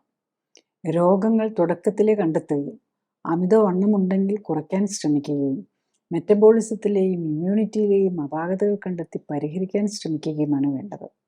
അടുത്തത് ആരോഗ്യ കാര്യങ്ങളെക്കുറിച്ച് സംസാരിക്കുന്ന വ്യക്തിയുടെ ശാസ്ത്രീയ അടിത്തറ വിലയിരുത്തേണ്ടതുണ്ട് എന്നതാണ്. ഞാൻ ഡോക്ടർ ജോളി തോംസൺ 1981 ബാച്ചിൽ കോട്ടയം മെഡിക്കൽ കോളേജിൽ നിന്നും MBBSും തുടർന്ന് തിരുവനന്തപുരം മെഡിക്കൽ കോളേജിൽ നിന്നും MDയും റീപ്രൊഡക്റ്റീവ് മെഡിസിനിലും സർജറിയിലും സ്പെഷ്യൽ ട്രെയിനിങ്ങുകൾക്ക് ശേഷം ഗവൺമെൻറ് സർവീസിൽ ചേർന്നു. 97-ൽ റിസൈൻ ചെയ്ത ശേഷം എറണാകുളത്ത് തേവരയിൽ ലൈഫ് കെയർ സെൻ്ററിൽ മരുന്നുകളും ശസ്ത്രക്രിയകളും ഒഴിവാക്കി ക്ലിനിക്കൽ സപ്പോർട്ടോടെയുള്ള ജീവിതശൈലി ക്രമീകരണത്തിലൂടെ ജീവിതശൈലിയുമായി ബന്ധപ്പെട്ട രോഗങ്ങൾ തടയുന്നതിനും ചികിത്സിച്ചു മാറ്റുന്നതിനും ഊന്നൽ നൽകുന്നു. മോഡേൺ മെഡിസിനിൽ ഉപയോഗിക്കുന്ന മരുന്നുകളും ഓപ്പറേഷനുകളും ഫിസിയോതെറാപ്പിയും ഇമ്മ്യൂണിറ്റിയെ എങ്ങനെ സ്വാധീനിക്കുന്നു എന്നതിനെക്കുറിച്ച് പഠനങ്ങൾ നടത്തി. ഈ പഠനങ്ങളുടെ വെളിച്ചത്തിൽ ഇമ്മ്യൂണിറ്റിയെ ഉത്തേജിപ്പിക്കാനുള്ള പോഷകമിശ്രിതങ്ങളും ഓക്സിഫ്ലെക്സ് എന്ന പ്രത്യേക വ്യായാമ രീതിയും ഡെവലപ്പ് ചെയ്തു. ഈ പോഷകമിശ്രിതങ്ങളുടെയും ഓക്സിഫ്ലെക്സ് വ്യായാമത്തിൻ്റെയും സഹായത്തോടെ കോശങ്ങളെ ശാക്തീകരിച്ച് രോഗമുക്തിയെ സഹായിക്കാനും ആരോഗ്യം ഉത്തമമാക്കാനും നിലനിർത്താനും സഹായിക്കുന്ന സെൽ ആക്ടിവേഷൻ എന്ന നൂതന ചികിത്സാ രീതിയും ഡെവലപ്പ് ചെയ്തു. അടുത്തതായി എന്താണ് ക്ലിനിക്കലി സൂപ്പർവൈസ്ഡ് ആൻഡ് സപ്പോർട്ടഡ് ജീവിതശൈലി ക്രമീകരണം എന്നതാണ്. ക്ലിനിക്കലി സൂപ്പർവൈസ്ഡ് ജീവിതശൈലി ക്രമീകരണത്തിൽ ശരീരഘടനയും ശരീരത്തിലെ കൊഴുപ്പിൻ്റെ അളവും കണ്ടെത്തുകയും ഒപ്പം തന്നെ ഉത്തമ ശരീരഘടന എന്തായിരിക്കണമെന്ന് കണ്ടെത്തുകയുമാണ് ആദ്യഘട്ടം. രണ്ടാമതായി രക്തപരിശോധനകൾ നടത്തി ഹൃദയം, രക്തക്കുഴലുകൾ, ലിവർ, കിഡ്നി തുടങ്ങിയ അവയവങ്ങളുടെ ആരോഗ്യസ്ഥിതിയും ഇമ്മ്യൂൺ സ്റ്റാറ്റസും ഹോർമോണുകളുടെയും പോഷകങ്ങളുടെയും ലെവലും ശരീരത്തിന് ചേരുന്ന ഭക്ഷ്യവസ്തുക്കൾ ഏതൊക്കെയെന്ന് മനസ്സിലാക്കാൻ ശ്രമിക്കുകയുമാണ്. മൂന്നാമതായി ഉത്തമ ശരീരഘടനയിൽ എത്താനായി വേണ്ട ജീവിതശൈലി ക്രമീകരണങ്ങളാണ്. രോഗിയുടെ പ്രത്യേകതകൾ അനുസരിച്ച് ഉത്തമ ന്യൂട്രീഷനും വ്യായാമവും നൽകുന്നതിനൊപ്പം ശരീരത്തിലെത്തുന്ന വിഷാംശം കുറയ്ക്കാനുമാണ് ഇത് ശ്രമിക്കുന്നത്. ശരീരകോശങ്ങൾക്ക് പ്രവർത്തിക്കാൻ ഉത്തമമായ സാഹചര്യം ഒരുക്കുന്നതിലൂടെ ജീവനാധാരമായ മെറ്റബോളിക് അഥവാ രാസപ്രവർത്തനങ്ങളുടെ സമതുലിതാവസ്ഥ വീണ്ടെടുക്കുകയും നിലനിർത്തുകയുമാണ് ലക്ഷ്യം. ജീവിതശൈലി ക്രമീകരണത്തിലൂടെ രക്തയോട്ടവും മെറ്റബോളിക് പ്രവർത്തനങ്ങളും ഹോർമോൺ ബാലൻസും ഇമ്മ്യൂണിറ്റിയും ശരീരഘടനയും ഉത്തമമാക്കാനും നിലനിർത്താനും കഴിഞ്ഞാൽ ഒട്ടുമിക്ക ജീവിതശൈലി രോഗങ്ങളെയും പ്രതിരോധിക്കാനാവും. മാത്രമല്ല, വർഷങ്ങളായി മരുന്ന് കഴിക്കുന്നവർക്ക് പോലും രോഗം മൂർച്ഛിച്ച് അവയവങ്ങൾ തീരെ നശിക്കുന്നതിന് മുൻപെങ്കിലും കേടായ ശരീരകോശങ്ങളുടെ പുനർനിർമ്മിതിക്ക് ആവശ്യമായ പോഷകങ്ങൾ നൽകാനും വിഷാംശം ശരീരത്തിലെത്തുന്നത് തടയാനും ശരീരകോശങ്ങളെയെല്ലാം ഉത്തേജിപ്പിക്കാൻ ഉതകുന്ന വ്യായാമത്തിലൂടെ എല്ലാ ശരീരകോശങ്ങൾക്കും വേണ്ട രക്തയോട്ടം ലഭിക്കുന്നു എന്ന് ഉറപ്പാക്കാനും വേണ്ട ജീവിതശൈലി ക്രമീകരണത്തിന് തയ്യാറായാൽ പ്രമേഹവും പ്രഷറും ഹൃദ്രോഗവും അലർജിയും ആസ്മയും ആർത്രൈറ്റിസും ക്യാൻസറും പോലുള്ള ഒട്ടുമിക്ക ജീവിതശൈലി രോഗങ്ങളിൽ നിന്നും അവയ്ക്കായി കഴിക്കുന്ന മരുന്നുകളിൽ നിന്നും വേണ്ടി വരാവുന്ന ഓപ്പറേഷനുകളിൽ നിന്നും ഒക്കെ മോചനം നേടാനും കഴിയുന്നതേ ഉള്ളൂ. Next, clinically supported lifestyle correction കൊണ്ട് ഡയബറ്റിക് പേഷ്യൻസിന് എന്ത് ബെനിഫിറ്റ് ആണെന്നുള്ളതാണ്. നമ്മൾ ടൈപ്പ് 2 ഡയബറ്റീസ് പേഷ്യൻ്റ് വളരെ ഈസിയാണ്. അതായത് പാൻക്രിയാസ് ആവശ്യത്തിന് ഇൻസുലിൻ ഉണ്ടാക്കുന്നുണ്ട്. ഇപ്പോൾ ചിലരിലാണെങ്കിൽ ഇൻസുലിൻ്റെ അളവ് ഒത്തിരി കൂടുതലായിരിക്കും, ചിലരിലാണ് low normal or normal insulin ലെവലായിരിക്കും. അപ്പം ഈ നോർമൽ അല്ലെങ്കിൽ ലോ നോർമൽ ഇൻസുലിൻ ലെവലിൽ നിൽക്കുന്നവർ മിക്കവാറും ഫാമിലി ഹിസ്റ്ററി അച്ഛനും അമ്മയ്ക്കും ഒക്കെ ഡയബറ്റീസ് ഉള്ളവരായിരിക്കും. മറ്റതിലും അങ്ങനെ തന്നെ ആവാം. ഹൈപ്പർ ഇൻസുലിനിമ ഉള്ളവർ മിക്കവാറും ഓവർ വെയ്റ്റും കൂടെ ആയിരിക്കും. ഓവർ വെയ്റ്റ് ഉള്ള ഡയബറ്റിക് പേഷ്യൻറ്റിനെ ട്രീറ്റ് ചെയ്യാനാണ് അവർ വില്ലിങ് ആണെങ്കിൽ ഏറ്റവും എളുപ്പം. അവർക്ക് എല്ലാവരുടെയും ഇഫക്റ്റീവായിട്ട് തന്നെ പോകും ടൈപ്പ് 2 ഡയബറ്റീസ്. പേഷ്യൻ്റ് വില്ലിങ് ആണെങ്കിൽ ഞാൻ ആർക്കും ഇതുവരെയും കണ്ടിട്ടില്ല റിസൾട്ട് കിട്ടാത്തത്. യൂഷ്വലി ഇപ്പോൾ നമ്മൾ കണ്ടിട്ടുണ്ട് 500 ഷുഗർ നിൽക്കുന്നത്. അതുപോലും ഒരു 24 to 48 hours കൊണ്ട് ഷുഗർ കൺട്രോളാക്കാൻ പറ്റും. പ്രത്യേകിച്ച് കുറച്ചുകൂടെ ഒരു മോഡറേറ്റ് വെയിറ്റ് ഉള്ളവരാണ്. പിന്നെ 500-ലും 400-ലും നിൽക്കുന്ന നല്ല വണ്ണമുള്ളവരും കൂടെ ആണെങ്കിൽ ചിലപ്പോൾ അവർക്ക് കുറച്ചും കൂടെ സമയമെടുക്കും. കാരണം അവരുടെ ഇൻസുലിൻ റെസിസ്റ്റൻസ് അത്ര കൂടുതലായിരിക്കും. അതുകൊണ്ട് ചിലപ്പോൾ 2-3 ദിവസം എടുത്തെന്നിരിക്കും ഒരു റീസണബിൾ ഷുഗർ കൺട്രോളിലേക്ക് വരാൻ.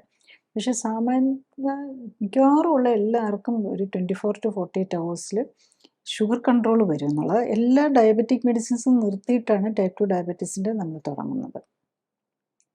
അപ്പം അതുമാത്രമല്ല, നമ്മൾക്ക് ഇപ്പം ഡയബറ്റീസിൻ്റെ മെഡിസിൻ 3-4 ഗുളികയും 2-3 നേരം ഇൻസുലിൻ ഉണ്ടെങ്കിൽ ഇതെല്ലാം നിർത്തിയിട്ടാണെങ്കിലും അപ്പോൾ അതോടുകൂടി ഫസ്റ്റ് ഡേ മുതൽ ഡയബറ്റീസ് മെഡിസിനിൽ നിന്ന് മാറുകയാണ് ചെയ്യുന്നത്. പിന്നെ മിക്കവാറും ഇത്തരം പേഷ്യൻസ് എല്ലാം പ്രഷറിനും അതുപോലെ കൊളസ്ട്രോളിനും ഹാർട്ടിന് വേണ്ടിയിട്ട് ആസ്പിരിനും ഇതെല്ലാം കഴിക്കുന്നുണ്ടാവും. ഓർ ചിലപ്പം ചിലർ ആർത്രൈറ്റിസും ഒക്കെ ഉള്ളവരായിരിക്കും, മൾട്ടിപ്പിൾ പ്രോബ്ലംസ് ഉള്ളവരായിരിക്കും. കാരണം ഈ ജീവിതശൈലി ക്രമീകരണം എന്ന് പറയുമ്പോൾ ഇത് എല്ലാ ജീവിതശൈലി രോഗങ്ങൾക്കും ഒരുപോലെ തന്നെ ബെനിഫിറ്റ് കിട്ടും. അപ്പം യൂഷ്വലി BP-യുടെ മരുന്നുകളൊക്കെ ഒരു 2-3 ദിവസം ആകുമ്പോഴേക്കും കുറയ്ക്കാൻ തുടങ്ങാൻ പറ്റും. മിക്കവാറും ഓൾമോസ്റ്റ് എല്ലാ മരുന്നുകളിൽ നിന്ന് ഒരു 1 monthനുള്ളിൽ തന്നെ മരുന്നുകൾ നിർത്താൻ പറ്റണം. അതാണ് നമ്മൾ എയിം ചെയ്യുന്നത്. അപ്പോൾ കറക്റ്റായിട്ട് ഫോളോ ചെയ്യുന്ന പേഷ്യൻ്റാണ്, കൃത്യമായിട്ട് ഫോളോ അപ്പ് ചെയ്യുന്ന ഒരു പേഷ്യൻ്റ് ആണെങ്കിൽ മിക്കവാറും മരുന്നുകളെല്ലാം 1 monthനുള്ളിൽ 30 daysനുള്ളിൽ തീരാൻ പറ്റും എന്നുള്ളതാണ്. പിന്നെ അല്ലാതെ വല്ല റയർ ഈ ആർത്രൈറ്റിസിനൊക്കെ പോലെയുള്ള ഈ മെത്തോട്രെക്സേറ്റ് ഒക്കെ പോലെയുള്ളത് കഴിക്കുകയോ, സോറിയാസിസും അല്ലെങ്കിൽ ഹാർട്ടിന് ഇപ്പം സ്റ്റെൻറ്റ് ഇട്ടിട്ട് അധികം നാളായില്ല, വിതിൻ 1 yearനുള്ളിൽ സ്റ്റെൻറ്റ് ഇട്ടിരിക്കുന്നവരാണെങ്കിൽ അവർക്ക് ബ്ലഡ് തിന്നേഴ്സ് കണ്ടിന്യൂ ചെയ്യേണ്ടി വരും.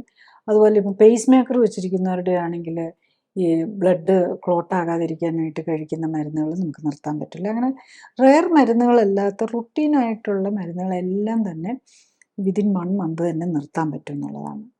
ഇനി അല്ലാതെ ഇങ്ങനെ ഈ മെത്തോട്രെക്സേറ്റ് ഒക്കെ പോലെയുള്ളത് ആർത്രൈറ്റിസിനും സോറിയാസിനും ഒക്കെ എടുക്കുന്നവരാണെങ്കിൽ പോലും വിതിൻ 2 to 3 monthsനുള്ളിൽ മിക്കവാറും കുറച്ചുകൊണ്ടൊന്ന് നിർത്താൻ പറ്റും എന്നുള്ളതാണ്. നെക്സ്റ്റ്, നമ്മൾ ടൈപ്പ് 1 ഡയബറ്റീസ് ആണോ എന്ന് ഡൗട്ട് ചെയ്യുന്ന പേഷ്യൻസ് ഉണ്ട്. നമ്മൾ അതായത് നോക്കുമ്പം ഇപ്പോൾ C-peptide കുറവായിരിക്കും, ഓൾറെഡി അവർ ഓൺ ഇൻസുലിൻ ആയിരിക്കും.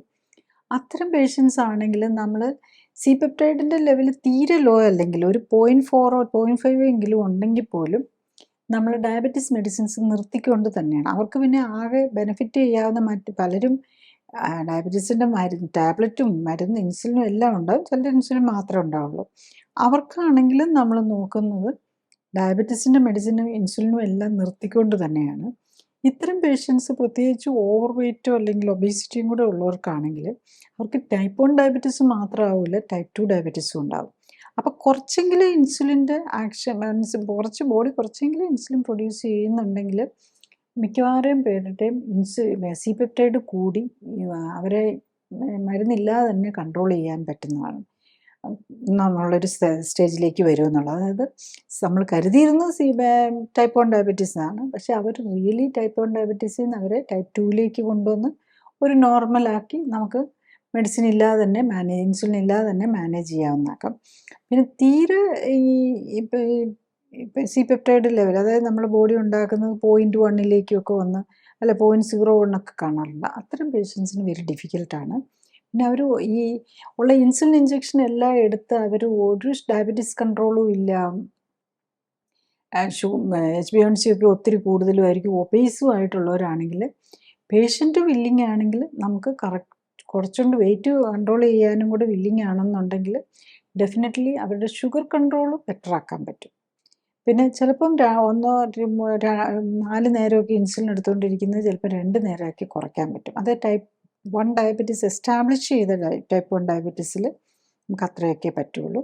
മറ്റത് പല പേഷ്യൻസും ഉണ്ട്, ചിലരൊക്കെ ചില ഓപ്പറേഷൻ കഴിഞ്ഞിട്ട് പാൻക്രിയാസിൽ ഓപ്പറേഷൻ കഴിഞ്ഞിട്ടൊക്കെ ഡയബറ്റിക് ആയിപ്പോയി, അവർക്കൊക്കെ കുറച്ച് ഇൻസുലിൻ കാണും. അപ്പം നമ്മൾ ഈ കറക്റ്റ് ന്യൂട്രീഷനും കറക്റ്റ് എക്സസൈസും ഒക്കെ കൊടുത്ത് പാൻക്രിയാസിനെ ഒന്ന് റീജനറേറ്റ് ചെയ്യാനായിട്ട് ഹെൽപ്പ് ചെയ്ത് ഈ സി പെപ്റ്റൈഡിൻ്റെ ലെവൽ 1ന് മുകളിലേക്കും ഇൻസുലിൻ്റെ ലെവൽ അത്യാവശ്യം കൊണ്ടുവരാൻ. പക്ഷേ അവരുടെ ഒരു കാര്യം എന്താണെന്ന് വെച്ചാൽ അവരത് കഴിഞ്ഞാലും ഫ്യൂച്ചറിലും ഡയറ്റ് കൺട്രോൾ റീസണബിൾ കൺട്രോളിൽ തന്നെ കാർബോഹൈഡ്രേറ്റ് ഇൻടേക്ക് കൺട്രോൾ ചെയ്ത് തന്നെ എടുക്കാൻ പറ്റുള്ളൂ. കാരണം അവരുടെ ബോഡിക്ക് ഹാൻഡിൽ ചെയ്യാൻ കുറച്ച് ഇൻസുലിൻ അല്ലേ ഉള്ളൂ. അപ്പോൾ അതിനുള്ള ഫുഡേ കഴിക്കാവുള്ളൂ. ആ രീതിയിൽ അഡ്ജസ്റ്റ് ചെയ്ത് നമുക്ക് മരുന്നില്ലാതെ കൊണ്ടുപോകാനും പറ്റാറുണ്ട്. പക്ഷെ തീരെ കുറഞ്ഞു പോയവർക്ക് അവരുടെ ബോഡി കോമ്പോസിഷൻ കറക്റ്റ് ചെയ്ത് കൊടുത്ത് അവരുടെ ഇൻസുലിൻ റെസിസ്റ്റൻസ് മാറ്റി ഏറ്റവും മിനിമം ഡോസിൽ ബോഡിയെ മാനേജ് ചെയ്യാൻ. അതായത് ഇൻസുലിനൊക്കെ വെരി ഹൈ ഡോസ് എടുത്താലും ഒരു ഇഫക്റ്റും ഇല്ലാതെ ഷുഗർ ഇങ്ങനെ കൂടി നിൽക്കുന്നവരുണ്ടാകും. പിന്നെ ചിലർക്കുണ്ട് ഇൻസുലിൻ എടുക്കും, ഷുഗർ താന്നു പോകും, ഭക്ഷണം കഴിച്ചു കഴിയുമ്പോൾ കൂടുകയും താഴുകയും, പിന്നെ ഈ ഹൈപ്പോഗ്ലൈസിമിക് അറ്റാക്ക് വന്നുകൊണ്ടിരിക്കുന്നത്. അതിലൊക്കെ നമുക്ക് കുറച്ചും കൂടെ ഇൻസുലിൻ്റെ അളവ് കുറച്ച്, പക്ഷെ അത് കൂടുതൽ ഡിഫിക്കൽട്ടാണ്. അത് പേഷ്യൻറ്റും അത്ര, ചിലരൊക്കെ ഈ ഒത്തിരി നാളായി ഇങ്ങനെ ഇരിക്കുന്നവർ ചിലരൊന്നും അത്ര കോപ്പറേറ്റീവ് ആയിരിക്കില്ല. അപ്പം പേഷ്യൻ്റെ ഇൻട്രസ്റ്റ് അനുസരിച്ചാണ് ഇതിൻ്റെ എല്ലാം റിസൾട്ട് കിട്ടാൻ പറ്റുക എന്നുള്ളത്. അപ്പോൾ പല പേഷ്യൻസും ഈ ടൈപ്പ് 1 ആണെന്ന് കരുതിയിരുന്നവരെ നമുക്ക് ഡയബറ്റീസ് മെഡിസിനിൽ നിന്ന് ഇൻസുലിൻ നിന്ന് മാറ്റാൻ പറ്റിയിട്ടുണ്ട്. ടൈപ്പ് 2 ഈ പറഞ്ഞ പോലെ എല്ലാം ഈസി ആയിട്ട് തന്നെ മാറ്റാം. പിന്നെ ഈ ടൈപ്പ് 1 ഡയബറ്റീസ് ആണെങ്കിൽ കോമോർബിഡിറ്റീസ് വേറെ എന്തെങ്കിലുമൊക്കെ ഉണ്ടെങ്കിൽ അതിനുമൊക്കെ മറ്റുള്ള മരുന്നുകൾ കുറച്ചുകൊണ്ട് വരാനും എല്ലാം പോസിബിളായിട്ട് പറ്റുന്നത് മാത്രമേ ഉള്ളൂ. പക്ഷെ പേഷ്യൻറ്റിന് അതിനുള്ള ഒരു അവരിതൊരു ചലഞ്ചായിട്ട് ഏറ്റെടുക്കണമെന്ന് മാത്രം. നെക്സ്റ്റ് നമ്മൾ ഈ lifestyle correction, clinically support lifestyle കറക്ഷനിൽ ഡയബറ്റീസ് മാത്രമല്ല അതിൻ്റെ കൂടെ എന്തെങ്കിലും ഉണ്ട് അതെല്ലാം മാറിക്കിട്ടും. അങ്ങനെ നോക്കുമ്പോൾ വെരി ബെനിഫിഷ്യലാണ്. പക്ഷെ അപ്പോൾ അതിന് എന്താണ് പ്രോബ്ലം എന്ന് ചോദിച്ചു കഴിഞ്ഞ് കഴിഞ്ഞാൽ അതിൻ്റെ ഒന്ന്, നമുക്കിപ്പോൾ എല്ലാം ഇൻഷുറൻസ് ബേസ്ഡ് ആണല്ലോ എല്ലാവരും ചെയ്യുന്നത്. അപ്പോൾ ഇതിൽ നമ്മൾ ഈ ലൈഫ് സ്റ്റൈൽ കറക്ഷന് ഇൻഷുറൻസ് കിട്ടാനായിട്ട് ഇപ്പോഴും പ്രൊവിഷനില്ല. അപ്പോൾ അതൊരു ഫൈനാൻഷ്യൽ, ഇപ്പം ലൈഫ് സ്റ്റൈൽ കറക്ഷനാണെന്ന് പറഞ്ഞാലും ക്ലിനിക്കൽ സപ്പോർട്ടോടെ വരുമ്പോൾ അതിനൊരു കോസ്റ്റ് വരും. പ്രത്യേകിച്ച് നമ്മൾ കുറച്ച് ഡീറ്റെയിൽ ആയിട്ടുള്ള ടെസ്റ്റും പിന്നെ അതിൻ്റെ എവിഡൻസ് ബേസ്ഡ് ആയിരിക്കണം നമ്മൾ എന്ത് കാര്യം ചെയ്യുമ്പോഴും. അപ്പോൾ നമ്മളത് ടെസ്റ്റ് ചെയ്ത് നോക്കിക്കൊണ്ടിരിക്കണം, പേഷ്യൻ്റ് കറക്റ്റായിട്ട് ഫോളോ ചെയ്യുന്നുണ്ടോ എന്നൊക്കെ അറിയാൻ.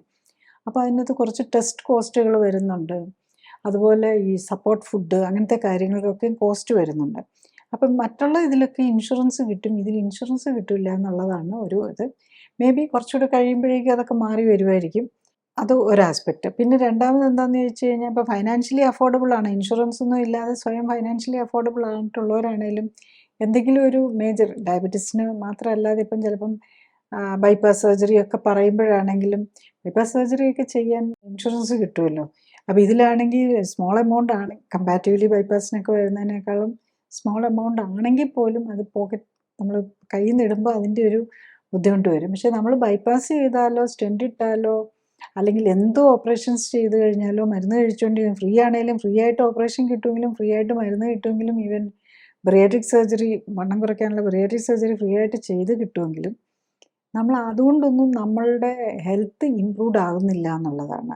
നമ്മൾ ഹെൽത്ത് കറക്റ്റ് ആവണമെന്നുണ്ടെങ്കിൽ, നമ്മുടെ ആരോഗ്യം ശരിക്കും ഇതാവണമെന്നുണ്ടെങ്കിലും നമ്മൾ നമ്മളുടെ ബോഡിക്ക് വേണ്ട ന്യൂട്രീഷൻ കൊടുത്ത് അതിനെ എക്സസൈസ് ചെയ്ത് നമ്മുടെ ബോഡിയെ ബോഡി ഘടന കറക്റ്റാക്കുക എന്നുള്ളതാണ് ചെയ്യേണ്ടത്. അപ്പോൾ അതിന് വേണമെങ്കിൽ നമ്മൾ ലൈഫ് സ്റ്റൈൽ ചേഞ്ച് ചെയ്യാൻ വില്ലിങ് ആയിരിക്കണം. പലരും ഈ ഫൈനാൻഷ്യൽ പ്രോബ്ലം ഒന്നും ആയിരിക്കില്ല, അത് ഒരു ഗ്രൂപ്പിന് മാത്രമേ വരുന്നുള്ളൂ ഇത് അഫോർഡ് ചെയ്യാൻ പറ്റാതെ വരുന്നത്. പക്ഷെ ലൈഫ് സ്റ്റൈൽ ചേഞ്ച് ചെയ്യാനായിട്ടുള്ള മടിയാണ്. അതായത് എല്ലാം കഴിക്കണം, ബിരിയാണി എല്ലാ നേരവും ഡെയിലി ബിരിയാണിയും ഇഷ്ടംപോലെ ഫ്രൂട്ട്സും ഇതെല്ലാം ജങ്ക് ഫുഡും എല്ലാം കഴിച്ച് നടക്കണമെന്ന് വെച്ച് കഴിഞ്ഞാൽ അത് പറ്റില്ല.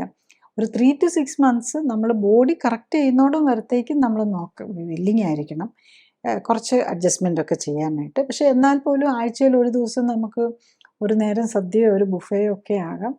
കാരണം അതിനുള്ള രീതിയിലാണത് സെറ്റ്. കാരണം നമുക്ക് കുറച്ച് ക്രേവിങ് ഒക്കെ വരുമല്ലോ. ഇതൊക്കെ ആവാം. നമുക്കിഷ്ടമുള്ള ഫുഡ് ഡെയിലി നമുക്ക് കുറച്ച് കഴിക്കാം. പക്ഷെ ഒരു മോഡറേഷന് വേണ്ടിയിട്ടും ഈ പറഞ്ഞ പോലെ നമുക്ക് ഓവർ വെയിറ്റ് ഉള്ളവർക്കാണെങ്കിൽ വെയിറ്റ് കുറയ്ക്കാനും ഉള്ള ഒരു വില്ലിങ്നെസ് ഉണ്ടാകണം എന്നുള്ളതാണ്. പിന്നെ വരുന്നൊരു പ്രോബ്ലം കാണുന്നത് ഒരു സോഷ്യൽ പ്രഷറാണ്. കാരണം നമ്മളൊരു 80 കിലോ ഉള്ള ആൾക്ക് ഒരു 10 കിലോ കുറയുമ്പോഴേക്കും അവർക്ക് ശരിക്കും 50 കിലോ മതിയായിരിക്കും. 80 കിലോ ഉള്ള ആൾ 30 കിലോ ഓവർ വെയിറ്റ് ആയിരിക്കും. പക്ഷേ 10 കിലോ ആകുമ്പോഴേക്കും എല്ലാവരും കൂടെ ക്ഷീണിച്ചു പോയെന്നുള്ള പ്രശ്നം തുടങ്ങും. ഇപ്പം ഡയബറ്റീസ് എന്നല്ല, ഏത് രോഗമാണെങ്കിലും നമ്മൾ ബോഡി കറക്റ്റ് ചെയ്യാതെ ഈ ക്ലിനിക്കലി സപ്പോർട്ടഡ് ലൈഫ് സ്റ്റൈൽ കറക്ഷനിൽ അതിൻ്റെ ബോഡിയുടെ കൊഴുപ്പ് മാറ്റിക്കളയണം. മസിലും ബോണും ബിൽഡപ്പ് ചെയ്യാനും കൊഴുപ്പ് കുറയ്ക്കാനുമാണ് നോക്കുന്നത്. അത് ചെയ്തില്ല, നാട്ടുകാർ പറഞ്ഞു, ബന്ധുക്കൾ പറഞ്ഞു വണ്ണം കുറഞ്ഞു പോയി, ക്ഷീണിച്ചു പോയി എന്ന് എല്ലാവരും പറയുന്നു. അങ്ങനത്തെ കമൻറ്റുകൾ അതെന്താണെന്ന് ചോദിച്ചാൽ നമ്മുടെ സൊസൈറ്റിയുടെ പ്രോബ്ലമാണ്. നമുക്ക് നമ്മളുടെ നോർമൽ ബോഡി കോമ്പോസിഷൻ എന്താണെന്ന് തന്നെ അറിയത്തില്ലെന്നായി. കുടവയറിച്ചിട്ട് കുറയുമ്പോൾ തന്നെ അതെന്തോ അസുഖം വന്നതുപോലെയാണെന്നുള്ള ഒരു ചിന്ത വരുന്നു. അപ്പം അതിന് പറയാം, എൻ്റെ വെയിറ്റ് ഇത്രയും മതിയെന്ന് ഡോക്ടർ പറഞ്ഞിട്ടുണ്ട്, അത്ര ആക്കാനാണ് ഞാൻ ശ്രമിക്കുകയാണെന്ന് പറയാൻ, അതിൽ പിടിച്ച് നിൽക്കാനും ഉള്ള ഒരു മെൻറ്റാലിറ്റിയും കൂടെ ഉണ്ടെങ്കിൽ അത് പോസിബിൾ ആവുള്ളൂ. കാരണം നമ്മളുടെ സൊസൈറ്റിയിൽ ഇപ്പം നമ്മുടെ വെയിറ്റിനെ കുറിച്ചും ഒക്കെയുള്ള കൺസെപ്റ്റുകൾ തന്നെ വളരെ തെറ്റിക്കിടക്കുകയാണ്. ശരിക്കും നമ്മളൊരു ഐഡിയൽ ആയിട്ടുള്ള ഒരാൾ എങ്ങനെ ഇരിക്കണമെന്ന് കാണണമെങ്കിൽ നമ്മുടെ മോഡൽസിനെ കാണണം. നമ്മുടെ കേരള മോഡൽസിനെ അല്ല ഞാൻ ഉദ്ദേശിച്ച. കാരണം കേരളത്തിലെ പല മോഡൽസും ഓവർ വെയിറ്റും ഒക്കെ ആയിട്ടുള്ളവരാണ് മലയാളികളിൽ. പക്ഷെ അല്ലാത്തവരും ഉണ്ട്, നോർമലായിട്ടില്ല. ഏറ്റവും ഫിസിക്കലി ഫിറ്റ് ആൻഡ് ഷേപ്പുള്ള മോഡൽസ് അല്ലെങ്കിൽ അത്ലറ്റ്സ്, പ്രത്യേകിച്ച് ഈ അത്ലറ്റിക് ആയിട്ടുള്ള പ്ലെയേഴ്സിൻ്റെ ബോഡി നോക്കണം. അതാണ് നമ്മൾ കറക്റ്റായിട്ടുള്ളത്. ആ ഇതിലേക്ക് എത്താനാണ് നമ്മൾ നോക്കേണ്ടത്. ക്ലിനിക്കലി സപ്പോർട്ടഡ് ജീവിതശൈലി ക്രമീകരണത്തിൽ രോഗലക്ഷണങ്ങളെ അല്ല ഫോക്കസ് ചെയ്യുന്നത്, അതിൻ്റെ അടിസ്ഥാന കാരണമായ ശരീരഘടനയിലെയും ഹോർമോൺ ബാലൻസിലെയും ഇമ്മ്യൂണിറ്റിയിലെയും വ്യതിയാനങ്ങളെയും അവയ്ക്ക് കാരണമായ ജീവിതശൈലിയിലെ അപാകതകൾ പരിഹരിക്കാനുമാണ്. അതുകൊണ്ടാണ് ഏത് പ്രായത്തിലുള്ള ആൾക്കും ഒരേ സമയം വ്യത്യസ്ത രോഗങ്ങൾക്കും രോഗലക്ഷണങ്ങൾക്കും അസ്വസ്ഥതകൾക്കും ആശ്വാസം ലഭിക്കുന്നത്. രോഗമുക്തിക്ക് ആധാരം ഇമ്മ്യൂൺ സിസ്റ്റമാണ്. ഇമ്മ്യൂൺ സിസ്റ്റത്തിന് ഉത്തമമായി പ്രവർത്തിക്കാനുള്ള അവസരം ഒരുക്കുകയും അതിലൂടെ ശരീരത്തിൻ്റെ സെൽഫ് ഹീലിംഗ് പവറിനെ ഉത്തേജിപ്പിക്കുകയുമാണ് വേണ്ടത്. സ്വയം ജീവിതശൈലി ക്രമീകരിച്ച് ആരോഗ്യം ഉത്തമമാക്കി നിലനിർത്താനാണ് എല്ലാവരും ശ്രമിക്കേണ്ടത്. അതിന് കഴിയാതെ വരികയോ ഹൃദ്രോഗവും ക്യാൻസറും പോലുള്ള മാരക രോഗങ്ങൾ സംശയിക്കപ്പെടുമ്പോഴും ഒന്നിൽ കൂടുതൽ രോഗങ്ങളുള്ളവർക്കും മരുന്നുകൾ ദീർഘകാലം ഉപയോഗിക്കേണ്ടി വരുന്നവർക്കും മരുന്നുകൾ കൊണ്ടും അസ്വസ്ഥതകൾ മാറ്റാൻ കഴിയാതെ വരുമ്പോഴും ഓപ്പറേഷൻ ആവശ്യമായി വരുന്നവർക്കുമാണ് ക്ലിനിക്കൽ സപ്പോർട്ടോടെയും സൂപ്പർവിഷനോടെയും ഉള്ള ജീവിതശൈലി ക്രമീകരണം ആവശ്യമായി വരുന്നത്. ജീവിതശൈലി ക്രമീകരണത്തിൻ്റെ ശാസ്ത്രീയ വശങ്ങളെക്കുറിച്ചും ക്ലിനിക്കൽ സപ്പോർട്ടോടെയുള്ള ജീവിതശൈലി ക്രമീകരണത്തെക്കുറിച്ചും വെബ്സൈറ്റിൽ നിന്നും യൂട്യൂബിൽ നിന്നും കൂടുതൽ അറിയാനാകും. ഡോക്ടറേക്കാൾ അറിവ് നേടാം എന്ന യൂട്യൂബ് സീരീസിലെ വീഡിയോകളും നൂതന സമീപനം എന്ന സീരീസിലെ ആദ്യ വീഡിയോയും നിങ്ങളുടെ രോഗത്തെക്കുറിച്ചുള്ള വീഡിയോയും ചികിത്സ എങ്ങനെയാവണം എന്ന സീരീസിലെ വീഡിയോയും കാണാൻ പ്രത്യേകം ശ്രദ്ധിക്കുക. ഫേസ്ബുക്കിലും യൂട്യൂബിലും എല്ലാ ശനിയാഴ്ചയും 2:30-നുള്ള ലൈവ് എപ്പിസോഡുകളും നിങ്ങളുടെ രോഗവുമായി ബന്ധപ്പെട്ട് കഴിഞ്ഞുപോയ എപ്പിസോഡുകളും കാണുന്നത് നല്ലതാണ്. Thank you.